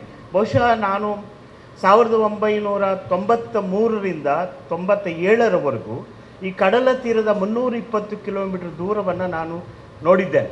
ಪ್ರತಿಯೊಂದು ಊರಿನ ಸಂಪರ್ಕ ನಮಗಿದೆ. ಯಾಕಂದರೆ ಕಡಲ ತೀರ ನಿರ್ವಹಣಾ ವಲಯ ಅಧಿಸೂಚನೆ 1991ರಲ್ಲಿ ಬಂದರೂ ಆ ಅಧಿಸೂಚನೆಯಲ್ಲಿ ನಮ್ಮ ಕಡಲ ತೀರ ನಿರ್ವಹಣಾ ವಲಯ ಯೋಜನೆಯನ್ನು ತಯಾರಿಸಬೇಕಾಗಿತ್ತು. ಆ ಯೋಜನೆ ತಯಾರಿಸುವ ನಿಟ್ಟಿನಲ್ಲಿ 1991ರಲ್ಲಿ ಅಧಿಸೂಚನೆ ಆಗಿದ್ದರೂ ಆ ವಿಷಯ ಮಾನ್ಯ ಸರ್ವೋಚ್ಚ ನ್ಯಾಯಾಲಯದ ಮೆಟ್ಟಿಲೇರಿತು. ಮಾನ್ಯ ಸರ್ವೋಚ್ಚ ನ್ಯಾಯಾಲಯ ಬಹಳ ತ್ವರಿತವಾಗಿ ಎಲ್ಲ ಕಡಲ ತೀರದ ರಾಜ್ಯಗಳಿಗೆ ನೀವು ನಕ್ಷೆಯನ್ನು ತಯಾರು ಮಾಡಬೇಕು ಅಂತ ಹೇಳಿದ್ರು. ಭಾಳಷ್ಟು ಸಮಯ ನಮ್ಮ MC ಮೆಹ್ತಾ ಅವರು ಆ ವಿಷಯವನ್ನು ಮಾನ್ಯ ಸರ್ವೋಚ್ಚ ನ್ಯಾಯಾಲಯಕ್ಕೆ ತೊಗೊಂಡೋದ್ರು. ಒಳ್ಳೆಯ ಕಲ್ಪನೆ ಅದು. ಆ ನಕ್ಷೆಗಳೇನಾದರೂ ನಮ್ಮ ಮುಂದೆ ಇಲ್ಲ ಅಂತ ಹೇಳಿದರೆ ಬಹುಶಃ ಕಡಲ ತೀರವೇ ಇರ್ತಾ ಇರಲಿಲ್ವನು. ಇವತ್ತೇನು ನಾವೇನು ಕಾಣ್ತಾ ಇದ್ವಿ, ಕಡಲ ತೀರ ಭಾಳಷ್ಟು ಈಗಾಗಲೇ ಎಲ್ಲ ಪ್ರದೇಶಗಳು ಅನಧಿಕೃತವಾಗಿಬಿಟ್ಟಿದ್ದಾವೆ. ಮತ್ತು ಕಡಲ ತೀರದ ಕಡೆಗೆ ನಮ್ಮ ಅಭಿವೃದ್ಧಿ ಚಟುವಟಿಕೆಗಳು ನಡೀತವೆ. ಯಾಕಂದರೆ ಕಡಲ ತೀರದ ಕಡೆಗೆ ಯಾಕೆ ನಾವು ಚಟುವಟಿಕೆಗಳನ್ನು ಮಾಡಬೇಕು ನನಗೆ ಅರ್ಥ ಆಗೋದು. ಯಾಕಂದರೆ ಕಡಲ ತೀರದಲ್ಲಿರ್ತಕ್ಕಂಥ ಭೂಪ್ರದೇಶ ಬಹುಶಃ ಸರ್ಕಾರದ ಭೂಪ್ರದೇಶವಾಗಿರ್ತದೆ ಅಂತ ಹೇಳುವ ನಿಟ್ಟಿನಲ್ಲಿಯೋ ಅದೇನೋ ಗೊತ್ತಿಲ್ಲ. ನಡಿ ಪಾತ್ರದಲ್ಲಿ 50 ಮೀಟ್ರ್ 100 ಮೀಟರ್ ಇದ್ದಿದ್ದನ್ನು 50 ಮೀಟ್ರ್ ಮಾಡಿಕೊಂಡ್ರು 50 ಮೀಟರ್ನಲ್ಲಿ ನಮ್ಮ ಚಟುವಟಿಕೆಗಳು ಹೋಗ್ತವೆ. ನಾವು ಹೇಳಿದಾಗೆ ಕಡಲ ತೀರ ನಿರ್ವಹಣಾ ವಲಯ ಅಧಿಸೂಚನೆ ಮನುಷ್ಯನಿಗೆ ವಿರುದ್ಧವಾಗಿದೆ ಅಂತೇಳಿ ಭಾಳಷ್ಟು ಜನ ಮಾತಾಡ್ತಾರೆ. ಇಲ್ಲ, ಅಲ್ಲಿ 4 ವರ್ಗಗಳನ್ನು ನಾವು CRZ 1, 2, 3, 4 ವರ್ಗಗಳಾಗಿ ವಿಂಗಡಿಸಿದ್ದೇವೆ. 1991ರಲ್ಲಿ ಬಹುಶಃ ಇಡೀ ಪ್ರಪಂಚದಲ್ಲೇ ಕಡಲ ತೀರವನ್ನು ನಿರ್ವಹಣೆ ಮಾಡೋದಕ್ಕೆ ಹೊರಡಿಸಿದಾಗಿರ್ತಕ್ಕಂಥ ಅಧಿಸೂಚನೆ, ಇದು ಮೊದಲು ಅಧಿಸೂಚನೆ, ಯಾವ ದೇಶಗಳಲ್ಲೂ ಇರಲಿಲ್ಲ. ಅದಕ್ಕೆ ಮೊದಲು ನಾವು ಸ್ವಲ್ಪ ಹಿಂದೆ ಹೋದರೆ 1981ರಲ್ಲಿ ಒಂದು ರಾಜಕೀಯ ಒತ್ತಡದ ಏನೋ ಶ್ರೀಮತಿ ಇಂದಿರಾ ಗಾಂಧಿಯವರು ಗೋವಾ ಪ್ರದೇಶದಲ್ಲಿ ಎಲ್ಲರಿಗೂ ಹೇಳಿ, ನನ್ನ ಹಿಂದೆ ಯಾರು ಬರಬೇಡಿ, ನಾನು ಈ ಕಡಲ ತೀರವನ್ನು ನೋಡಬೇಕಾಗಿದೆ ಅಂತೇಳಿ ಅವರೊಬ್ಬರೇ ಕಡಲ ತೀರವನ್ನು ನಡ್ಕೊಂಡು ಹೋಗ್ತಾ ಇದ್ರು. ಕಡಲ ತೀರವನ್ನು ನಡ್ಕೊಂಡು ಹೋಗ್ಬೇಕಾದ್ರೆ ನಮ್ಮ ಕಡಲ ತೀರದಲ್ಲಿ ಏಡಿಗಳಿದಾವೆ. ಸಾಮಾನ್ಯವಾಗಿ ನೀವು ಆ ಕಡಲ ತೀರವನ್ನು ನಡ್ಕೊಂಡು ಹೋಗ್ತಾ ಇದ್ರೆ ಅವು ಬೇಗ ಬೇಗ ಓಡೋಗ್ಬಿಟ್ಟು ಮರಳನ್ನು ಕೆದಕ್ಬಿಟ್ಟು ಅದು ಸೇರ್ಕೊಂಡ್ಬಿಡ್ತಾವೆ. ಆಕೆಗೆ ನೋಡಿ, ಆ ಪರಿಸರ ವಿಷಯದಲ್ಲಿ ಬಹುಶಃ ನಮ್ಮ ದೇಶದಲ್ಲಿ ಪರಿಸರ ವಿಷಯವನ್ನು ಅರ್ಥೈಸ್ಕೊಂಡಿರ್ತಕ್ಕಂಥ ವೀರ ಮಹಿಳೆ ಅಂತಲೇ ಹೇಳ್ಬೋದು ನಾವು. ಆ ಮಹಿಳೆ 1981ರಲ್ಲಿ ಆ ಗೋವಾ ಪ್ರದೇಶದ ಒಂದು ಕಡಲ ತೀರದ ವಿದ್ಯುನ್ಮಾನವನ್ನು ಗಮನಿಸಿ, ನಾನು ಒಬ್ಬ ದೇಶದ ಪ್ರಧಾನಿಯಾಗಿ ಈ ಏಡಿಗಳನ್ನು ಉಳಿಸಬೇಕಲ್ಲ ಅನ್ನುವ ಕಲ್ಪನೆ ಆಕೆಗೆ ಬಂದಿರ್ಬೋದು. ಅವರು ಆ ರಾಜಕೀಯ ಇದನ್ನೇ ಬಿಟ್ಟು ರಾತ್ರಿ 2 ಗಂಟೆ ರಾತ್ರಿಯಲ್ಲಿ ಕಡಲ ತೀರದ ಎಲ್ಲ ಮುಖ್ಯಮಂತ್ರಿಗಳಿಗೆ ಪತ್ರ ಬರೀತಾರೋ. ಏರುಬ್ಬರ ರೇಖೆಯಿಂದ 1 ಕಿಲೋಮೀಟರ್ವರೆಗೂ ಯಾವುದೇ ಚಟುವಟಿಕೆಗಳನ್ನು ಮಾಡಕೂಡ್ದು. ನೋಡಿ, ಅದು ಪತ್ರ ನಮ್ಮಲ್ಲಿ ಸಾಕಾಗಲಿಲ್ಲ, ಆ ಪತ್ರ ಈಗಲೂ ಇದೆ. 1981ರಲ್ಲಿ ಆಕೆ ಬರೆದಿರ್ತಕ್ಕಂಥ ಪತ್ರ ನಮ್ಮ ಕಣ್ಮುಂದೆ ಇದೆ. ಕಡಲ ತೀರವನ್ನು ಉಳಿಸೋದ್ರಲ್ಲಿ ಎಲ್ಲ ರಾಷ್ಟ್ರಗಳು ನಮ್ಮ ದೇಶದತ್ತ ಕಣಾಯಿಸಿದ್ರು. ಇದು ಕಡಲ ತೀರಕ್ಕೆ ಒಂದು ನಿಯಂತ್ರಣವನ್ನು ಕೊಡ್ತಾ ಇರತಕ್ಕಂಥ ದೇಶ ಅಂತೇಳಿ. ಅದಾದ ನಂತರ 1991ರಲ್ಲಿ ಅಧಿಸೂಚನೆ ಬಂತು, CRZ ನೋಟಿಫಿಕೇಶನ್ ಬಂತು, ಅದರೆಲ್ಲ ವಿಂಗಡಣೆಯನ್ನು ಮಾಡಿಕೊಂಡು ಆಗ ನಮ್ಮ ದೇಶದಲ್ಲಿ ಒಂದು ಪರಿಸರ ವ್ಯವಸ್ಥಾಪನೆಯನ್ನು ಯೋಜನೆಯನ್ನು ತಯಾರಿಸಬೇಕು. ನಮ್ಮ ದೇಶದಲ್ಲಿ ಒಂದು ಪರಿಸರ ಪೂರಕವಾದ ಜಿಲ್ಲೆಯನ್ನು ಆಯ್ಕೆ ಮಾಡಿಕೊಳ್ಬೇಕಾಗಿತ್ತು. ಆಯ್ಕೆ ಮಾಡಿಕೊಂಡದ್ರಲ್ಲಿ ನಮ್ಮ ದಕ್ಷಿಣ ಕನ್ನಡ, ಈಗಿನ ಉಡುಪಿಯೂ ಸೇರಿದಂತೆ ದಕ್ಷಿಣ ಕನ್ನಡವನ್ನು ಭಾರತ ಸರ್ಕಾರ ಆಯ್ಕೆ ಮಾಡಿತ್ತು. ಅದರಲ್ಲಿ ನಮ್ಮ ವೀರಪ್ಪ ಮೊಯ್ಲಿ ಸಾಹೇಬರು ಭಾಳಷ್ಟು ಗಣನೀಯ ಪಾತ್ರವನ್ನು ವಹಿಸ್ತಾರೆ. ಆ ಕಡಲ ತೀರ ನಿರ್ವಹಣಾ ವಲಯವೂ ಸೇರಿದಂತೆ ಜಿಲ್ಲೆಯ ಪರಿಸರ ವ್ಯವಸ್ಥಾಪನೆ ಆಗಬೇಕು. ಪರಿಸರ ವ್ಯವಸ್ಥಾಪನೆ ಅಂತ ಹೇಳಿದ್ರೆ, ಪರಿಸರ ಅಂತ ಹೇಳಿದ್ರೆ ನಮ್ಮೆಲ್ಲರಿಗೂ ಮೂಗು ಮುರಿತಕ್ಕಂಥದ್ದು. ಪರಿಸರ ಅಂತ ಹೇಳಿದ್ರೆ ಈಗ ನಮ್ಮಲ್ಲಿ ಘನತ್ಯಾಜ್ಯ ಅಂತ ಹೇಳಿದಾಗ ಘನತ್ಯಾಜ್ಯ ಬಂದ್ಬಿಟ್ಟಿದೆ, ನಮ್ಮ ಮನೆ ಪಕ್ಕದಲ್ಲಿ ಬರ್ತಾ ಇದೆ, ನಮ್ಮ ಮನೆ ಮುಂದೆ ಮರ ಹಾಕ್ತಾ ಇದ್ದಾರೆ, ನಮ್ಮ ಮನೆ ಮುಂದೆ ಬೇರೆ ರೀತಿಯ ಚಟುವಟಿಕೆಗಳಾಗ್ತಾ ಇದ್ದಾವೆ. ಅವೆಲ್ಲ ನಾವು ಗಮನಿಸೋದು ನಮ್ಮ ಮನೆಯ ಸುತ್ತಲ ವಾತಾವರಣಕ್ಕೆ ಸಂಬಂಧಪಟ್ಟಂತೆ, ಅದು ಪರಿಸರವೇ. ಆ ನಮ್ಮ ಮನೆಯ ಪರಿಸರವನ್ನು ನಾವು ನೋಡ್ಕೊಳ್ತೇವೆ. ನಮ್ಮ ಮನೆ ಕಟ್ಟಡವನ್ನು ಕಟ್ಟಬೇಕಾದ್ರೆ ಪಕ್ಕದ ಜಾಗ ಖಾಲಿ ಇದ್ದರೆ ಎಲ್ಲವೂ ಅಲ್ಲಿ ಸೇರಿರ್ತಾರೆ, ನೀವೆಲ್ಲ ನೋಡ್ಬೋದು. ಇಷ್ಟೆಲ್ಲ ಚಟುವಟಿಕೆಗಳು ನಡೀತಾ ಇರ್ತಕ್ಕಂಥದ್ದು ನಮ್ಮ ಪರಿಸರದಲ್ಲೇ ಈ ಪರಿಸರವನ್ನು ಶುಚಿವಾಗಿ ಇಟ್ಕೊಳ್ಬೇಕು, ಶುಚೀಕರಣಗೊಳಿಸಬೇಕು ಅಂತ ಹೇಳಿದ್ರೆ ಆಗ ನಾವು ಯಾರೂ ಬರೋದೇ ಇಲ್ಲ.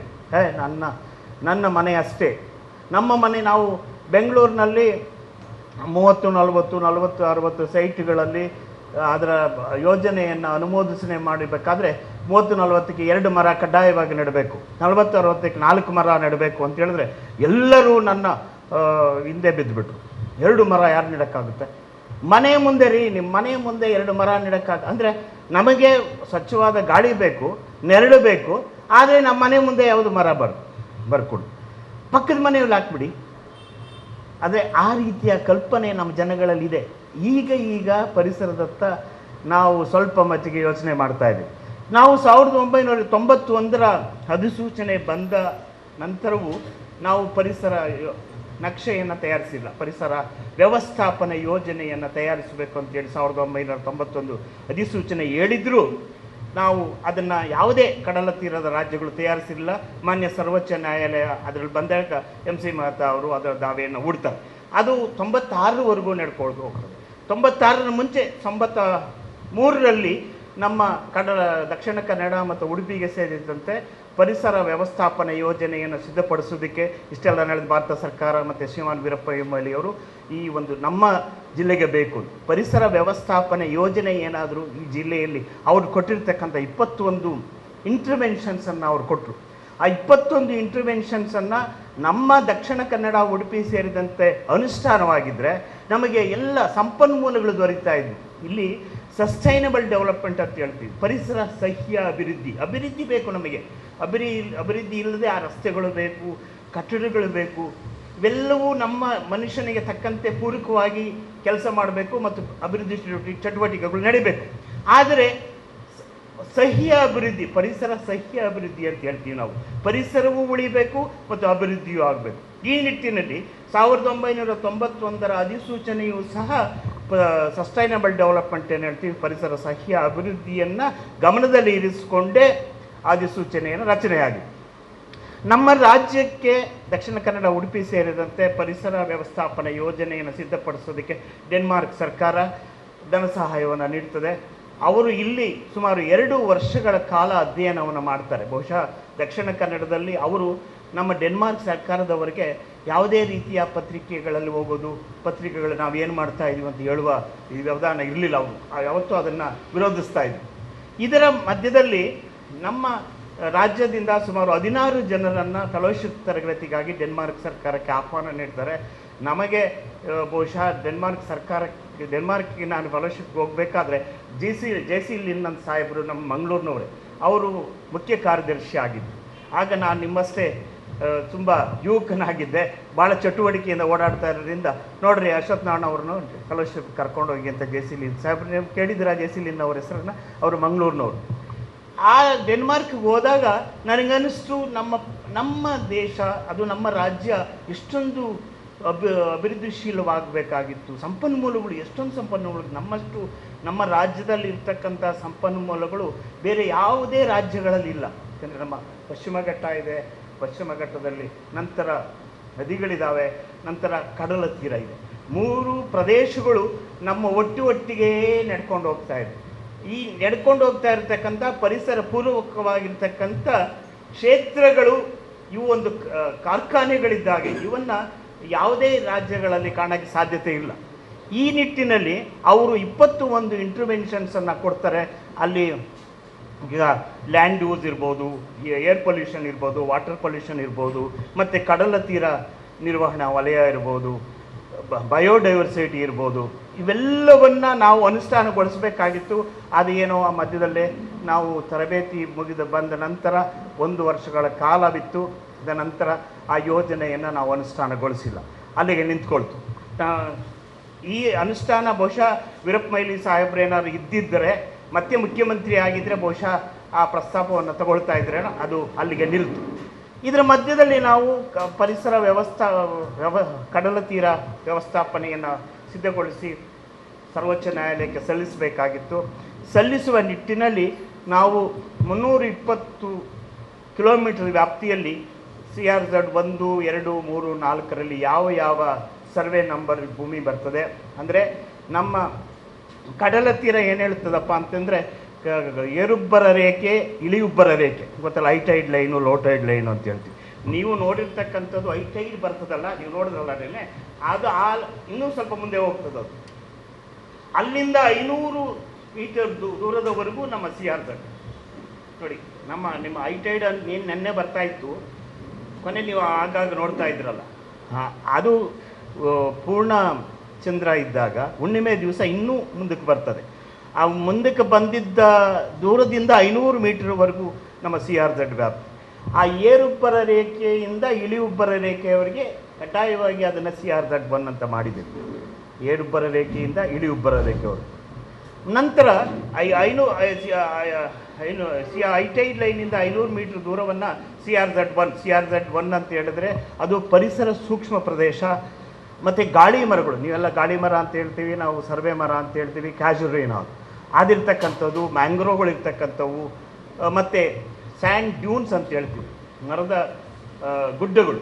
ಗುಡ್ಡಗಳನ್ನು ನಾವು ಬಹುಶಃ ನೀವೆಲ್ಲ ಕೆರೆದು ನೋಡಿದ್ರೆ ಎಷ್ಟೊಂದು ಜೀವಿ ರಾಶಿಗಳಲ್ಲಿ ಸೇರಿಕೊಂಡಿದ್ದೇವೆ ಅಂತ ಆಶ್ಚರ್ಯಪಡ್ತೀರೇನು.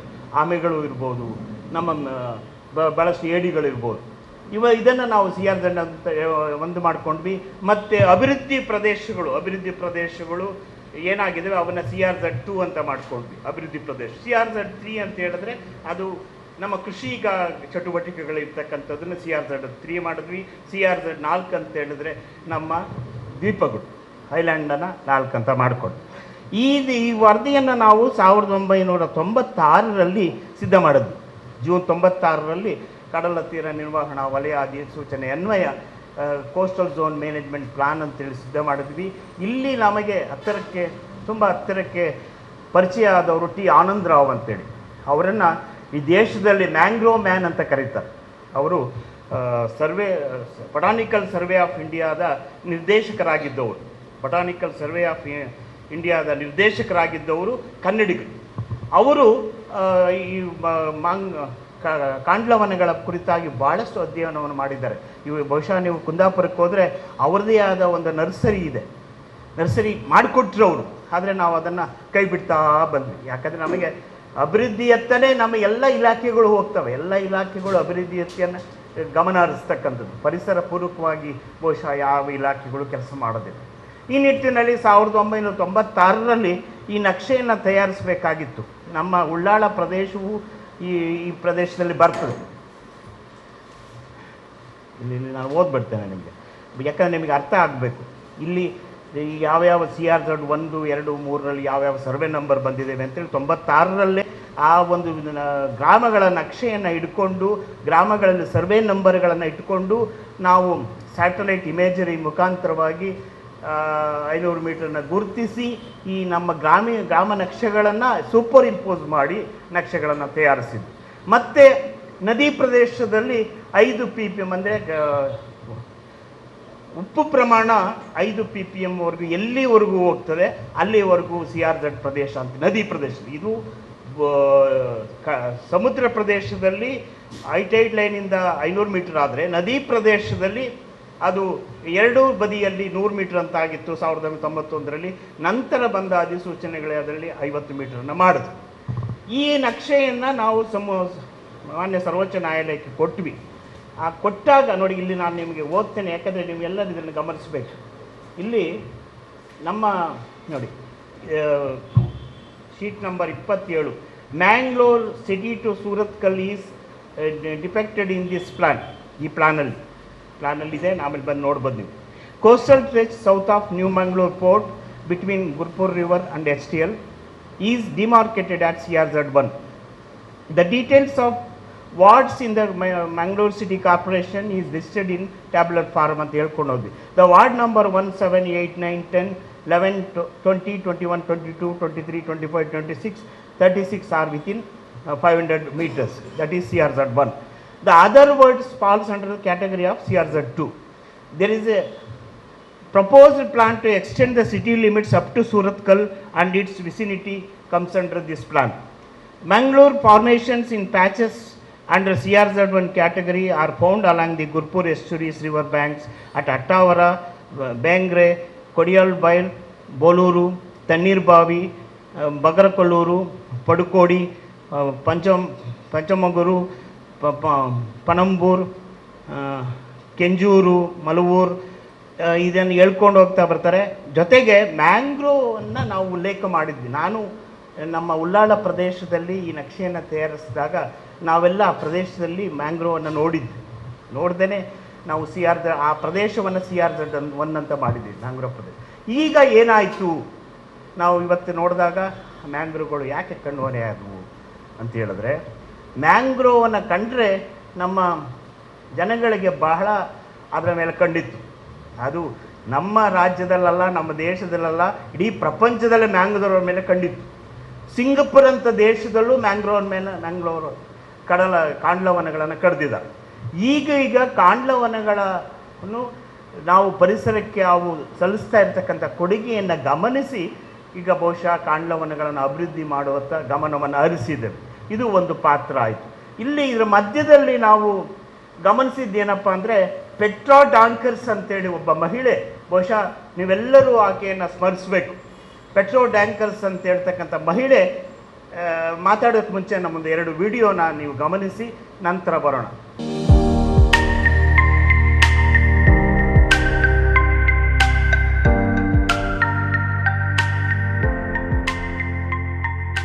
Mangroves are plants that grow in intertidal regions in coastal areas. An intertidal region is submerged with salt water during high tides and exposed to the air during low tides. Mangroves have a number of adaptations that allow them to survive in this ever-changing environment. The soil in which mangroves grow is soft and low in oxygen. To survive in such soil, many mangroves have stilt roots that prop up the plant and prevent the shoot system from being submerged during high tides. Plant cells, including those in mangrove roots, require oxygen. Normally, oxygen can be taken in through pockets of air in the soil. The soil where mangroves grow has little space for air and is very low in oxygen. To adapt to this low oxygen environment, some mangroves have specialised root structures called pneumatophores. These vertical structures stick up out of the soil and enable the mangrove root system to take up oxygen from the atmosphere. Another unique adaptation of mangroves can be seen in their life cycle. The seeds of many mangroves germinate and begin to grow while still attached to the parent plants. Once developed, the seedling falls away. The seedlings float and are dispersed to new places by the tidal flow of water. Mangroves are an important component of coastal ecosystems. Mangrove forests provide breeding and feeding grounds for a range of animals, including fish, crabs, birds, and some mammals. They also help to protect the coastline from erosion from waves, storm surges, and tsunamis. See you next time! The edge between land and sea, balance means everything. Nothing represents this better than mangroves, the wetland forest that rule Earth's tropical shores. Mangrove ecosystems occupy thin strips of land at sea level. Their land area makes up less than 1% of all forests worldwide. But it is their location along tropical and subtropical coastlines which makes them extremely important for us to study and understand. This environment is too harsh for most plants to survive. Despite the beating waves, high salinity, and suffocating mud, mangroves maintain their internal balance and even thrive here. Their aerial roots keep the trees anchored and take in air above the surface when tides are high. Mangroves deal with salinity by either blocking salt from entering their roots or by forcing out unwanted salt through their leaves. Mangroves receive water from two sources: inland watersheds and the ocean tides. These bring rich nutrients which the mangroves trap in their dense root systems like a filter. Hidden from the predators, it makes an ideal breeding ground for fish and crustaceans. As a result, mangroves are among the most productive ecosystems on Earth. They support a huge diversity of species, including our own. These forests benefit local communities in many ways. Mangroves prevent coastal erosion, and they are a natural buffer zone that absorbs the damage from tsunamis and storm surges. Mangroves store vast amounts of carbon in the ground, much more than other types of forests. They are even treated as a commodity in the carbon trading markets. Furthermore, mangroves sustain large fish populations, which is good for local fishermen and their customers worldwide. With all these ecosystem services combined, the annual economic worth of mangroves has been estimated to hundreds of thousands of dollars per kilometer square. But in fact, these are assets that money simply can't buy. Unfortunately, mangrove forests have lost more than a third of their area in the past 2 decades. Today, mangroves are more endangered than any other ecosystem on the planet. Their proximity to the sea, with all its benefits, also makes them highly vulnerable. Global sea levels are rising each year, while urban areas and farms are expanding into the wetlands that mangroves call home. The coasts are becoming more crowded. If mangroves cannot retreat inland, it is only a matter of time until they are choked. A world without mangroves would suffer reduced biodiversity, eroded coastlines, decreased fish stocks, accelerated climate change from carbon release, and severe damage to coastal infrastructure as well as communities. Fortunately, with the help of radar technology, we can help prevent that from becoming a reality. Radar remote sensing is an essential tool for managing these precious ecosystems.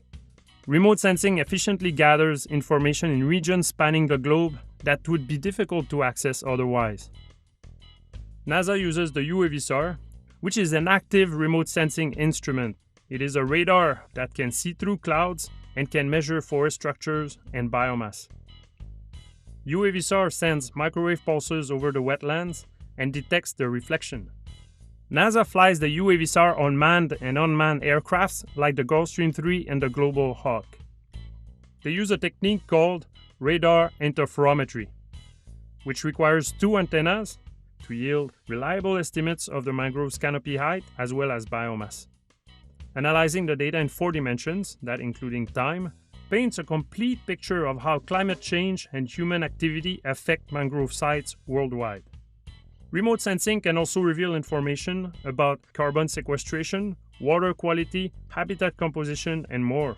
These technological advances have improved our understanding of what services mangroves provide to us, but also what we can do for them. With this new scientific knowledge, non-governmental organizations, local decision makers, and policymakers can promote sustainable practices and provide for their people. As long as we do our part, the mangroves will continue to bring us the sea's riches and protect us from its dangers.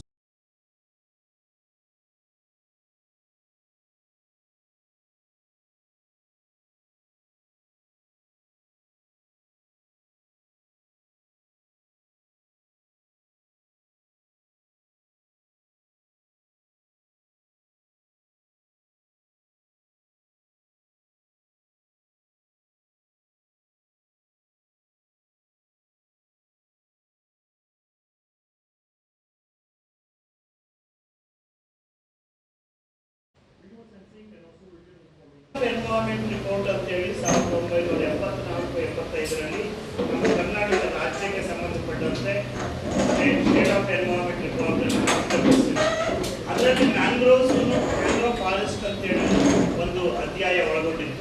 Mangrove forest ಮ್ಯಾಂಗ್ರೋವ್ಗಳ ಜೊತೆಗೆ ಆ creepers ಅಂತೇಳಿ ಆ ಒಂದು ಬಳ್ಳಿಗಳನ್ನು ನೋಡಿದ್ವಿ. ಆ ಬಳ್ಳಿಗಳು ನಮ್ಮ ಕಡಲ ತೀರದಲ್ಲಿ ಇರ್ತಕ್ಕಂಥ ಮರಳನ್ನು ಗಟ್ಟಿಯಾಗಿ ಇಟ್ಕೊಡ್ತವೆ. ಯಾವುದೇ ಒಂದು ಸುನಾಮಿ ಬಂದರೂ ಸಹ ಮರಳನ್ನು ಹಿಂದೆ ತಗೊಳ್ಳೋಕ್ಕೆ ಸಾಧ್ಯತೆ ಆಗಿಲ್ಲ. ಆ ಕ್ರೀಪರ್ಸನ್ನು ನಾವು ನಾಶ ಮಾಡಿದ್ದೇವೆ. ಆಗ 1974-75ರ ಸ್ಟೇಟ್ ಆಫ್ ಎನ್ವೈರನ್ಮೆಂಟ್ ರಿಪೋರ್ಟ್ನಲ್ಲೂ ನಮ್ಮ ಕಡಲ ತೀರದಲ್ಲಿ ಕ್ರೀಪರ್ಸ್ ಇದ್ದವು ಅಂತೇಳಿ ಸಣ್ಣ ಅವರಿಗೆ ಮಂಗಳೂರಿನವರೇ ರಿಪೋರ್ಟನ್ನು ಕೊಡ್ತಾರೆ. ಅವರು ಒಂದು ಕಡೆಗೆ ಹೇಳ್ತಾರೆ, ನಮ್ಮ ಎಕಾಲಜಿಕಲ್ ರೋಲ್ ಆಫ್ ಮ್ಯಾಂಗ್ರೋವ್ಸ್ ಅಂದರೆ ಏನು ಅಂದರೆ ಅವರು ಆಗಲೇ 1984-85ರಲ್ಲೇ ನಮ್ಮ ಕಾಂಡವನಗಳು ನಮ್ಮ ನೈಸರ್ಗಿಕ ಜೈವಿಕ ವ್ಯವಸ್ಥೆಯ ಮೇಲೆ ಯಾವ ರೀತಿಯ ಪರಿಣಾಮವನ್ನು ಬೀರ್ತವೆ ಅಂತೇಳಿ ಅವರು ಆಗಲೇ ಹೇಳಿದ್ರು. ಬಹುಶಃ ಅದನ್ನು ನಾವು ಬಹಳ ತೀಕ್ಷ್ಣವಾಗಿ ಅದರ ಇಂಪ್ಯಾಕ್ಟನ್ನು ಆಘಾತವನ್ನು ನಾವು ಗಮನಿಸಿ ಮ್ಯಾಂಗ್ರೋವನ್ನು ಅಥವಾ ಗಾಳಿ ಮರಗಳನ್ನಾಗಲಿ ಅಥವಾ ಕ್ರೀಪರ್ಸನ್ನು ನಾವು ಕಡಲ ತೀರದಲ್ಲಿ ಸ್ಥಾಪಿಸಿದ್ರೆ ಬಹುಶಃ ನಾವು ಒಳ್ಳಾದಂಥ ಕಡಲ ತೀರದ ಎರೋಜನನ್ನು ಕಡಿಮೆ ಮಾಡ್ಬೋದಿತ್ತು. ಅವರು ಒಂದು ಕಡೆ ಹೇಳ್ತಾರೆ, the major ecological role of mangroves is the stabilisation of the shoreline and prevention of shoreline. The dense network of prop roots and stilt roots not only give mechanical support to the plant but also trap the sediments ಅಂತೇಳಿ ಆಗಲೇ ಹೇಳಿದ್ರು. ಅದನ್ನು ನಾವು ಅನುಷ್ಠಾನ ಮಾಡೋಕ್ಕಾಗಲಿಲ್ಲ. ನಮ್ಮ ಕಡಲ ತೀರದಲ್ಲಿರ್ತಕ್ಕಂಥ ಮ್ಯಾಂಗ್ರೋವ್ಸನ್ನು ಹೇಳಿದ್ರು. ಆಗಲೂ ಸಹ ನಮ್ಮ ಮರಳು ಗಣಿಗಾರಿಕೆಯು ನಮ್ಮ ಕಡಲ ತೀರ ಹೊರತಕ್ಕೆ ಬಹುಮುಖ್ಯ ಕಾರಣ.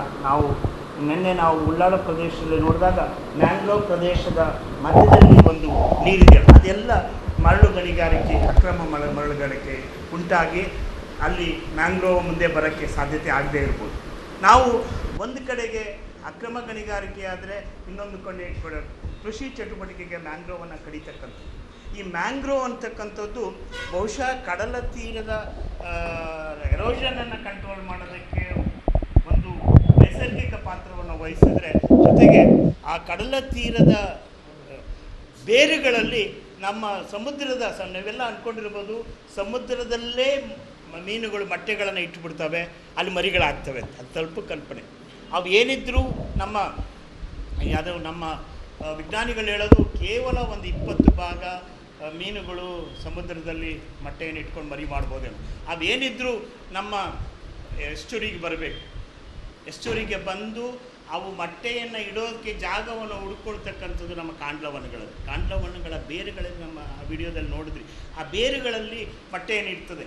ಆ ಯಾತಕ್ಕೆ ನಾವು ಬಹುಶಃ ನಮ್ಮ ಪರಿಸರದಲ್ಲಿ ಇರ್ತಕ್ಕಂಥ ಪಕ್ಷಿಗಳು, ಪ್ರಾಣಿಗಳು ಈ ರೀತಿಯ ವ್ಯವಸ್ಥೆಯನ್ನು ನಾವು ಗಮನಿಸಿದ್ರೆ ಅವು ಎಷ್ಟೊಂದು ಚಂದವಾಗಿದ್ದಾವೆ. ಗೀಜಲು ಅಕ್ಕಿಗಳನ್ನು ನೋಡಿದಿರಲ್ಲ, ನಮ್ಮ ಬಿಜಾಪುರದವರು ಗೊತ್ತಿದ್ದಾರೆ. ಗೀಜಲ ಅಕ್ಕಿ ಗೂಡನ್ನು ನೋಡಿದಿರಲ್ಲ. ಬಹುಶಃ ಯಾವುದೇ ಎಂಜಿನಿಯರ್ಗೆ ಆ ಒಂದು ಗೂಡನ್ನು ಕಟ್ಟೋದಕ್ಕೆ ಏನೆಲ್ಲ ಟೆಕ್ನಾಲಜಿ ಆಗ್ತದೆ ಅಂತ ಗಮನಿಸೋಕ್ಕಾಗೋದೇ ಅಲ್ವಾ. ಈ ರೀತಿಯಾಗಿ ಆ ಒಂದು ಜೈವಿಕ ವ್ಯವಸ್ಥೆಗೆ ನಾವು ಪೂರಕವಾಗಿ ಅಲ್ಲಿ ಮೀನುಗಳು ಮೊಟ್ಟೆಯನ್ನು ಇಡ್ತವೆ. ಆ ಮೊಟ್ಟೆಗಳಲ್ಲಿ ಇರತಕ್ಕಂಥ ಜಾಗ ಯಾವುದಪ್ಪ ಅಂತ ಹೇಳಿದ್ರೆ ಆ ಬೇರುಗಳು ಹೇಗಿದ್ದಾವೆ ಅಂತ ಹೇಳಿದ್ರೆ ಒಂದು ರೀತಿ ಬಲೆಯಲ್ಲಿ ಬೇರೆ ಆ ಮೊಟ್ಟೆಗಳನ್ನು ತಿನ್ನಕ್ಕೆ ಬರ್ತಕ್ಕಂಥ ಬೇರೆ ಪ್ರಾಣಿಗಳು ಆ ಕಾಂಡವನಗಳ ಕೆಳಗಡೆಗೆ ಹೋಗೋಕ್ಕಾಗೋದೇ. ಮತ್ತು ಏಡಿಗಳು ಇವೆಲ್ಲವೂ ಅದರ ಬೇರುಗಳಲ್ಲಿ ಒಂದು ನರ್ಸರಿಯನ್ನಾಗಿ ಮಾಡಿಕೊಡ್ತದೆ. ಇದ್ರ ಮಧ್ಯದಲ್ಲಿ ನಮ್ಮ ಸೀಗಡಿಯನ್ನು ತಯಾರಿಸ್ತಕ್ಕಂಥ ಪ್ರದೇಶಗಳು, ಕಾಂಡವನಗಳನ್ನು ಕಡಿದು ಸೀಗಡಿಯನ್ನು ಪ್ರದೇಶಗಳನ್ನಾಗಿ ಮಾಡಿಕೊಂಡು ಇವೆಲ್ಲವೂ ನಾವು ನಮ್ಮ ಕಡಲ ತೀರದಲ್ಲಿ ನೋಡ್ತಾ ಇರ್ತಕ್ಕಂಥದ್ದು. ನಾನು ಭಾಳಷ್ಟು ವಿವರವಾಗಿದೆ, ಯಾಕಂದರೆ ನೀವು ಪತ್ರಿಕಾ ಮಾಧ್ಯಮದ ವಿದ್ಯಾರ್ಥಿಗಳು ಇವೆಲ್ಲ ಪರಿಸರ ವ್ಯವಸ್ಥೆಗೆ ಎಕಾಲಜಿಯನ್ನು ಹೇಳ್ತಾ ಹೋದರೆ ಬಹುಶಃ ನೀವು ಇದೇನೋ ನಾವು ಗ್ರೀಕ್ ಲ್ಯಾಟಿನ್ ಅಂತೇಳಿ ಆಗ್ತದೆ ಅಂತೇಳಿ ಅಂದ್ಕೊಂಡ್ಬಿಡ್ತೀರಲ್ಲ. ನಿಮಗೆ ಎಷ್ಟು ಬೇಕೋ ಅಷ್ಟು ವಿಷಯವನ್ನು ಎತ್ತಿ ನಿಮ್ಮ ಮುಂದೆ ಇಡ್ತಾ ಇದ್ದೀವಿ. ಈಗ ಮತ್ತೆ ಒಂದು ವಿಡಿಯೋವನ್ನು ಹಾಕಿ, ನಾಸಾ ಮತ್ತು ಮ್ಯಾಂಗ್ರೋವ್ಸ್.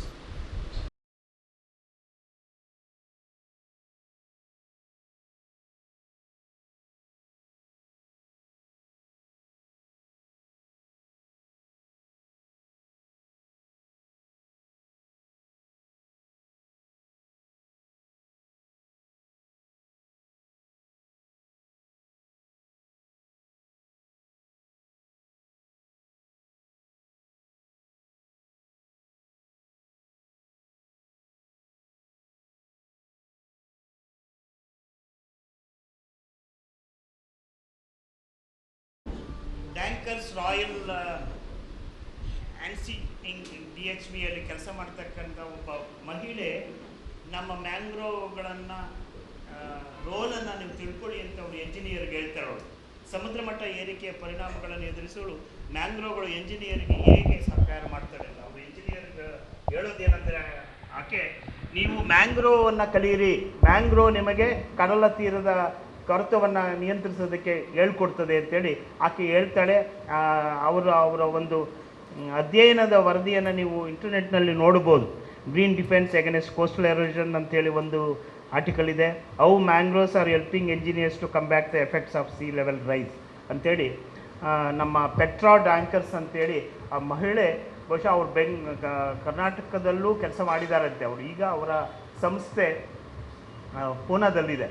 ಅವರು ನಮ್ಮ ಮಂಗಳೂರಿನ ಪ್ರದೇಶಕ್ಕೂ ಬಂದು ಹೋಗಿದ್ದಾರೆ ಅಂತೇಳಿ ನಮ್ಮ ಅರಣ್ಯ ಇಲಾಖೆಯವರು ಹೇಳ್ತಾ ಇದ್ರು. ಇವರು ನಮ್ಮ ಎಂಜಿನಿಯರ್ಗಳಿಗೆ ಹೇಳ್ತಾರೆ, ಅವರು ಹೇಗೆ ನಮ್ಮ ಮ್ಯಾಂಗ್ರೋವ್ಸು ನೇಚರ್ಸ್ ಕೇಪಬಲ್ ಎಂಜಿನಿಯರ್ ಅಂದರೆ ಏನಾಗ್ತದೆ, ಇದು ಕಂಪ್ಲೀಟಿಂಗ್ ಆರ್ಡ್ ಕೋಸ್ಟಲ್ ಡಿಫೆನ್ಸಸ್ಸು, ಇವೆಲ್ಲವನ್ನು ನಮ್ಮ ಮ್ಯಾಂಗ್ರೋವ್ಗಳು ಎಂಜಿನಿಯರ್ಸ್ಗೆ ಪೂರಕವಾಗಿ ನಾಲೆಡ್ಜನ್ನು ಕೊಡ್ತವೆ. ನೀವು ಮ್ಯಾಂಗ್ರೋವ್ ಬಗ್ಗೆ ಮ್ಯಾಂಗ್ರೋವ್ ರೋಲನ್ನು ನೀವು ತಿಳ್ಕೊಳ್ಳಿ ಅಂತೇಳಿ ಅವರು ಎಂಜಿನಿಯರ್ಗಳಿಗೆ ಹೇಳ್ತಾರೆ. ಇವೆಲ್ಲವೂ ನಮ್ಮ ಮುಂದೆ ಇರ್ತಕ್ಕಂಥ ಕೆಲವು ನಿರ್ದೇಶನಗಳಷ್ಟೇ. ಸುಮಾರು ನೂರಾರು ಲೇಖನಗಳು ನಮ್ಮ ಮ್ಯಾಂಗ್ರೋವ್ಗಳು ಕಡಲ ತೀರ ಕೊರೆತವನ್ನು ನಿಯಂತ್ರಿಸೋದಕ್ಕೆ ಪೂರಕವಾಗಿ ಕೆಲಸ ಮಾಡ್ತವೆ ಅಂತ. ನಮ್ಮಲ್ಲಿ ಏನಾಗ್ತದೆ ಅಂತ ಹೇಳಿದ್ರೆ ಮ್ಯಾಂಗ್ರೋವ್ಗಳು ನಮ್ಮ ಎಸ್ಚುರಿಗಳು ಅಲ್ಲಿ ಇದ್ದಾವೆ, ಅಳುವೆಗಳು ಅಂತ ಹೇಳ್ತೀವಿ ಕನ್ನಡದಲ್ಲಿ, ಅಳುವೆಗಳಲ್ಲಿ ಇರ್ತದೆ. ಸಿಹಿ ನೀರು ಉಪ್ಪು ನೀರು ಕಡೆಗೆ ಅಲ್ಲ, ನೀವೆಲ್ಲ ಆ ವಿಡಿಯೋದಲ್ಲಿ ನೋಡಿದ್ರಲ್ಲ, ಸಮುದ್ರದಲ್ಲಿಯೂ ಬೆಳೀತಕ್ಕಂಥ ಮ್ಯಾಂಗ್ರೋವ್ಗಳಿದ್ದಾವೆ. ನಾವು ಬಹುಶಃ ಆ ಒಂದು ಟೆಕ್ನಾಲಜಿಯನ್ನು ನಮ್ಮ ಕಡಲ ತೀರ ಉಳ್ಳಾಳಕ್ಕೆ ಬರಬೇಕು. ಉಳ್ಳಾಳದಲ್ಲಿ ನಾವು ಮ್ಯಾಂಗ್ರೋವನ್ನು ನೆಟ್ಟು ನಾವು ಇಡೀ ಪ್ರಪಂಚಕ್ಕೆ ಮ್ಯಾಂಗ್ರೋವ್ಗಳು ಎಷ್ಟು ಪರಿಣಾಮಕಾರಿಯಾಗಿ ಕೆಲಸ ಮಾಡ್ತವೆ ಅಂಥೇಳಿ ತೋರಿಸ್ಬೇಕು. ಅದು ಉಳ್ಳಾಳ ಪತ್ರಕರ್ತರ ಸಂಘದವರೆಗೆ ನಾನು ವಿನಂತಿ ಮಾಡ್ಕೊಳ್ಳೋದು ಏನಂತ ಹೇಳಿದ್ರೆ, ನೀವು ಸರ್ಕಾರವನ್ನು ಒತ್ತಾಯಿಸಿ ನಿಮ್ಮ ಹಕ್ಕೊತ್ತಾಯ ಡಿಮ್ಯಾಂಡ್ಸ್, ನಮ್ಮ ವಿದ್ಯಾರ್ಥಿಗಳು ಸೇರಿದಂತೆ ಸರ್ಕಾರಕ್ಕೆ ನಾವು ಡಿಮ್ಯಾಂಡನ್ನು ಹೇಳಬೇಕು. ನಮಗೆ ಕೊಡಿ, ನೀವು ಆಗಲಿಲ್ಲ ಅಂತ ಹೇಳಿದ್ರೆ ನಮಗೆ ಒಂದು 100 ಮೀಟರ್ ಜಾಗ ಕೊಡಿ, ಅಲ್ಲಿ ನಾವು ಕಾಂಡ್ಲವನಗಳನ್ನು ಮಾಡ್ತೀವಿ. ಅದಕ್ಕೆ ನಮ್ಮದೇ ನೀವು ಧನ ಸಹಾಯವನ್ನು ಕೊಡಿ, ಅಥವಾ ನೀವು ಮಾಡಿ, ಅಥವಾ ನಮಗಾರ ಕೊಡಿ. ನೀವು ಮಾಡೋಕ್ಕಾಗಲ್ಲ ಅಂತ ಹೇಳಿದ್ರೆ ನಾವು ಪತ್ರಕರ್ತರ ಸಂಘಕ್ಕೆ ಕೊಡಿ. ನಾವು ಮ್ಯಾಂಗ್ರೋವ್ಗಳನ್ನು ಬೆಳೆಸಿ ಕಡಲ ತೀರ ಕೊರೆತವನ್ನು ನಿಯಂತ್ರಿಸೋದ ಕ್ರಮ ಅದಾಗಿದೆ ಅಂತ ಹೇಳಿದ್ರೆ ನೀವು ಬೇರೆ ಕಡೆಗೆ ಅದನ್ನು ವಿಸ್ತರಿಸಿ ಅಂತ ಕೇಳುವ ಹಕ್ಕೊತ್ತಾಯವನ್ನು ನೀವು ಅವ್ರ ಮುಂದೆ ಇಡಿ. ಮತ್ತೆ ಇನ್ನೊಂದು ಬೇಡಿಕೆ ಏನಪ್ಪ ಅಂತ ಹೇಳಿದ್ರೆ, ಈ ಕಡಲ ತೀರ ನಿರ್ವಹಣಾ ವಲಯ ಅಧಿಸೂಚನೆಗಳು ಇಂಗ್ಲೀಷ್ ಮತ್ತು ಹಿಂದಿಯಲ್ಲಿದ್ದಾವೆ. ಆ ಅಧಿಸೂಚನೆಗಳನ್ನು ಬಹುಶಃ ಯಾವುದೇ ಅಧಿಸೂಚನೆಗಳು ಸ್ವಲ್ಪ ಕಾನೂನಾತ್ಮಕವಾಗಿರೋದ್ರಿಂದ ಕಾನೂನು ಬಲ್ಲವರಿಗೆ ಅದು ಅರ್ಥ ಆಗ್ತದೆ. ಅದನ್ನು ನಮ್ಮ ಪ್ರಾದೇಶಿಕ ಭಾಷೆಗಳಲ್ಲಿ ಭಾಷಾಂತರ ಹಾಕಬೇಕು. ಅದು ಒಂದು ಹಕ್ಕೊತ್ತಾಯ ನಿಮ್ಮಲ್ಲಿ ಇರಲಿ. ಮತ್ತು ಈ ಕಡಲ ತೀರ ಕೊರೆತವೂ ಸೇರಿದಂತೆ ನಮ್ಮ ಮ್ಯಾಂಗ್ರೋವ್ಸ್ನ ವಿಷಯದಾಗಲಿ ಅಥವಾ ಮೀನು ಹೇಗೆ, ನೀವು ಬಹುಶಃ ನಮ್ಮ ಬಂಧು ಮಿತ್ರರಾದ ಮೀನುಗಾರರು ಮ್ಯಾಂಗ್ರೋವ್ಗಳ ಕಾಂಡ್ಲವನಗಳು ನಮಗೆ ಎಷ್ಟು ಪೂರಕವಾಗಿದ್ದಾವೆ. ಅವು ನಮಗೆ ದೇವರ ಕಾಡುಗಳಾಗೆ, ಮೀನುಗಾರರಿಗೆ ಕಾಂಡ್ಲವನಗಳು ದೇವರ ಕಾಡುಗಳಾಗೆ. ದೇವರ ಕಾಡುಗಳು ಬಹುಶಃ ನಮ್ಮ ಕೊಡಗಿನಲ್ಲಿ ಕಾಣ್ತೀವಿ. ದೇವರ ಕಾಡುಗಳು ಅಂತ ಹೇಳಿದ್ರೆ ಯಾರೂ ಆ ಕಾಡನ್ನು ಮರವನ್ನು ಕಡಿಯೋಕ್ಕೆ ಹೋಗೋದಿಲ್ಲ, ಮರದ ಎಲೆಯನ್ನು ಮುಟ್ಟೋದಿಲ್ಲ. ಆ ರೀತಿಯಾಗಿ ಮ್ಯಾಂಗ್ರೋವ್ಗಳನ್ನು ನಮ್ಮ ಜನ ದೇವರ ಕಾಡುಗಳನ್ನಾಗಿ ಮಾಡ್ಕೊಂಡ್ಬಿಟ್ರೆ ಬಹುಶಃ ಅಲ್ಲಿ ಯಾರೂ ಹೋಗೋದಿಲ್ಲ. ಅದನ್ನು ಕಡಿದ್ರೆ ನಮ್ಮ ಮಂಗಳೂರು ದಕ್ಷಿಣ ಕನ್ನಡ ಜಿಲ್ಲೆಯ ದೇವತೆಗಳು ಅದರಲ್ಲಿದ್ದಾರೆ ಅನ್ನುವ ಕಲ್ಪನೆ ಮೂಡಿಸಿಬಿಟ್ರೆ ಬಹುಶಃ ನಮ್ಮ ಕಾಂಡ್ಲವನಗಳು ಉಳಿತವೆ.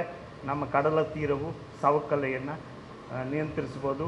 ಮುಂದೆ ಉಳ್ಳಾಳ ಪ್ರದೇಶ ಒಂದು ರಾಜ್ಯಕ್ಕೆ ಒಂದು ಮಾದರಿ ಆಗ್ತದೆ ಅಂತೇಳಿ ನನ್ನ ಅನಿಸಿಕೆಯನ್ನು ತಿಳಿಸ್ತೇನೆ. ಬಹುಶಃ ನಾನು ಇವತ್ತು ಹೇಳಿದ್ದೆಲ್ಲ ವಿಷಯಗಳು ಸ್ವಲ್ಪ ಸಂಕ್ಷಿಪ್ತವಾಗಿ ಅಲ್ಲಿ ಎಕ್ಕಿ ತಂದಿದ್ದೇನೆ.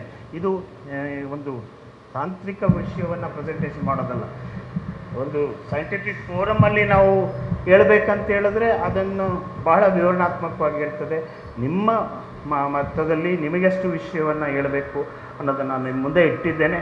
ನಿಮ್ಮ ಸಹಕಾರ, ನಮ್ಮ ವಿದ್ಯಾರ್ಥಿಗಳು, ಇವರು ಮುಂದಿನ ಪೀಳಿಗೆಗೆ ನಮ್ಮ ಪ್ರತಿನಿಧಿಗಳು ಇವರ ಒಂದು ರೋಲು ಸಹ ನಮ್ಮ ಪರಿಸರಕ್ಕೆ ಬೇಕಾಗಿದೆ. ಪರಿಸರವನ್ನು ಅಭಿವೃದ್ಧಿಗೊಳಿಸೋಣ. ನಾವು ಮುಂದಿನ ಜನಾಂಗಕ್ಕೆ ಪರಿಸರವನ್ನು ಉಳಿಸೋಣ.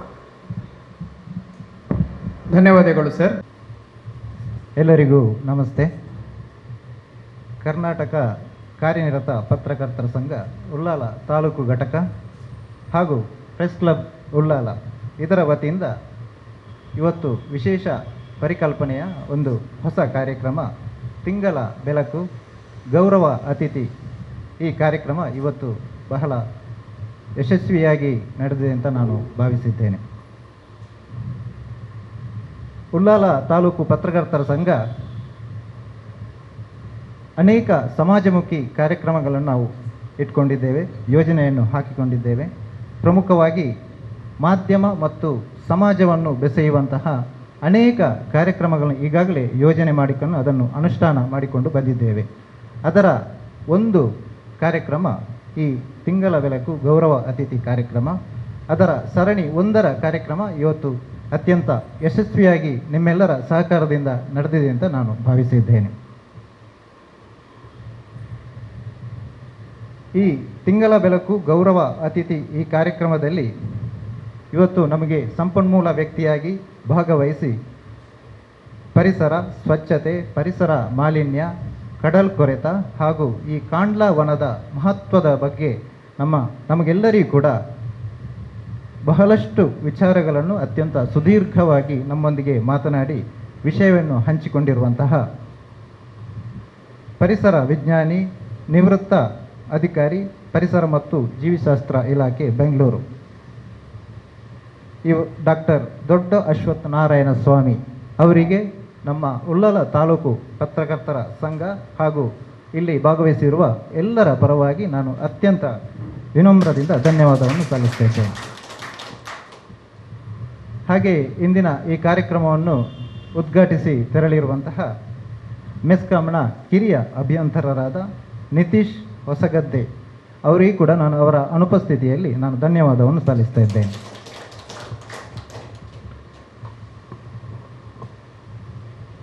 ಹಾಗೆ ನಮ್ಮ ಇಂದಿನ ಈ ಕಾರ್ಯಕ್ರಮದ ಸಮಾರಂಭದ ಅಧ್ಯಕ್ಷತೆಯನ್ನು ವಹಿಸಿದಂತಹ ನಮ್ಮ ಉಳ್ಳಾಲ ತಾಲೂಕು ಕಾರ್ಯನಿರತ ಪತ್ರಕರ್ತರ ಸಂಘದ ವಸಂತ್ ಎನ್ ಕೊಣಾಜೆ ಇದ್ದಾರೆ. ಈಗಾಗಲೇ ಅವರು ನಮ್ಮ ಉಳ್ಳಾಲ ತಾಲೂಕಿನ ಅನೇಕ ಗ್ರಾಮಗಳ ಮಾಹಿತಿಯನ್ನು ಕಲೆ ಹಾಕಿ ಬೇರೆ ಬೇರೆ ಕಾರ್ಯ ಚಟುವಟಿಕೆಗಳನ್ನು ಹಮ್ಮಿಕೊಳ್ಳುವಂತಹ ಯೋಜನೆಯನ್ನು ರೂಪಿಸಿದ್ದಾರೆ. ಇಂತಹ ಸಕ್ರಿಯ ಅಧ್ಯಕ್ಷರಾಗಿರುವಂತಹ ವಸಂತ್ ಎನ್ ಕೊಣಾಜೆ ಇವರಿಗೆ ನಾನು ಪತ್ರಕರ್ತರ ಸಂಘದ ವತಿಯಿಂದ ಹಾಗೂ ನಿಮ್ಮೆಲ್ಲರ ವತಿಯಿಂದ ಧನ್ಯವಾದವನ್ನು ಸಲ್ಲಿಸ್ತಾ ಇದ್ದೇನೆ. ಇವತ್ತಿನ ಈ ಸಂವಾದ ಕಾರ್ಯಕ್ರಮದಲ್ಲಿ ನಮ್ಮೊಂದಿಗೆ ಜೊತೆಗಿರುವಂತಹ ಸಾರಂಗ ಬಾನುಲಿ ಕೇಂದ್ರದ ಎಡ್ವರ್ಡ್ ಲೋಬೋ ಅವರು ನಮ್ಮ ಜೊತೆಗಿದ್ದಾರೆ. ಅವರನ್ನು ಕೂಡ ಇಲ್ಲಿ ಗುರುತಿಸಿದ್ದು ಅವರಿಗೆ ವಂದನೆಯನ್ನು ಸಲ್ಲಿಸ್ತಿದ್ದೇನೆ. ಹಾಗೆ ಡಾಕ್ಟರ್ ದಯಾನಂದ್ ಪೈ ಮತ್ತು ಶ್ರೀ ಸತೀಶ್ ಪೈ ಪ್ರಥಮ ದರ್ಜೆ ಕಾಲೇಜು ಕಾರ್ ಸ್ಟ್ರೀಟ್ ಇದರ ಉಪನ್ಯಾಸಕರಾಗಿರುವಂತಹ ಅಭಿಷೇಕ್ ಅವರು ಕೂಡ ನಮ್ಮ ಜೊತೆ ಇದ್ದಾರೆ. ಅವರನ್ನು ಕೂಡ ನಾನು ಅತ್ಯಂತ ಗೌರವದಿಂದ ವಂದಿಸ್ತಾ ಇದ್ದೇನೆ. ಪ್ರಮುಖವಾಗಿ ನಮ್ಮ ಈ ಇಂದಿನ ಕಾರ್ಯಕ್ರಮದಲ್ಲಿ ಭಾಗವಹಿಸಿ ಈ ಸಂವಾದ ಕಾರ್ಯಕ್ರಮದಲ್ಲಿ ಭಾಗವಹಿಸಿ ಈ ಕಡಲ್ಕೊರೆತ ಹಾಗೂ ಇದರ ಮಹತ್ವತೆಯ ಬಗ್ಗೆ ಅನೇಕ ಪ್ರಶ್ನೆಗಳನ್ನು ಸರ್ ಜೊತೆ ಅವರಲ್ಲಿ ಕೇಳಿ ವಿಷಯ ಮಂಡಿಸಿದಂತಹ ಕಾರ್ ಸ್ಟ್ರೀಟ್ನ ಎಲ್ಲ ವಿದ್ಯಾರ್ಥಿಗಳಿಗೆ ಕೂಡ ನಾನು ಅತ್ಯಂತ ಗೌರವದಿಂದ ನಾನು ವಂದಿಸ್ತಾ ಇದ್ದೇನೆ. ಹಾಗೆ ಈ ಕಾರ್ಯಕ್ರಮ ಇವತ್ತು ಹಾಗೆಯೇ ಇಂದಿನ ಈ ಕಾರ್ಯಕ್ರಮದಲ್ಲಿ ನಮ್ಮ ಜೊತೆ ವೇದಿಕೆಯಲ್ಲಿರುವಂತಹ ಮಾಹಿತಿ ಮತ್ತು ತಂತ್ರಜ್ಞಾನ ಕ್ಷೇತ್ರದ ಉದ್ಯೋಗಿಯಾಗಿರುವಂತಹ ಶ್ರೀ ಬಾಲಕೃಷ್ಣ ಶೆಟ್ಟಿಯವರು ವೇದಿಕೆಯಲ್ಲಿದ್ದಾರೆ. ಅವರನ್ನು ಅತ್ಯಂತ ಗೌರವದಿಂದ ನಾನು ವಂದಿಸ್ತಾ ಇದ್ದೇನೆ.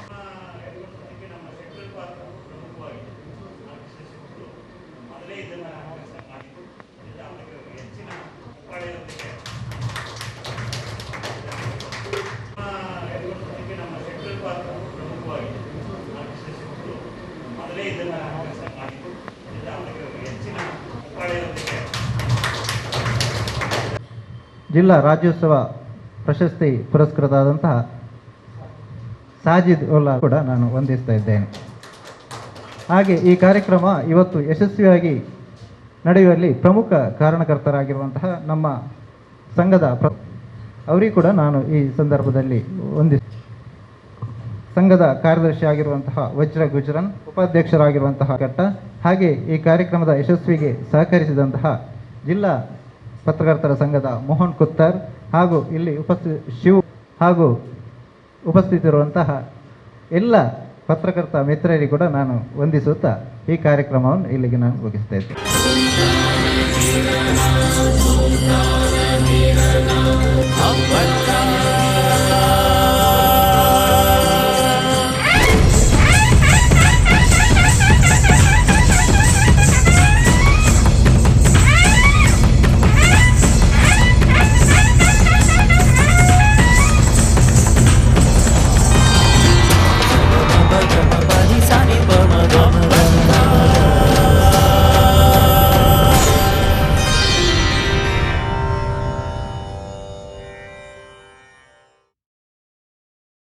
ಕೋಟೆಕಾರು ವ್ಯವಸಾಯ ಸೇವಾ ಸಹಕಾರ ಸಂಘ ನಿಯಮಿತ ಜಿಲ್ಲಾ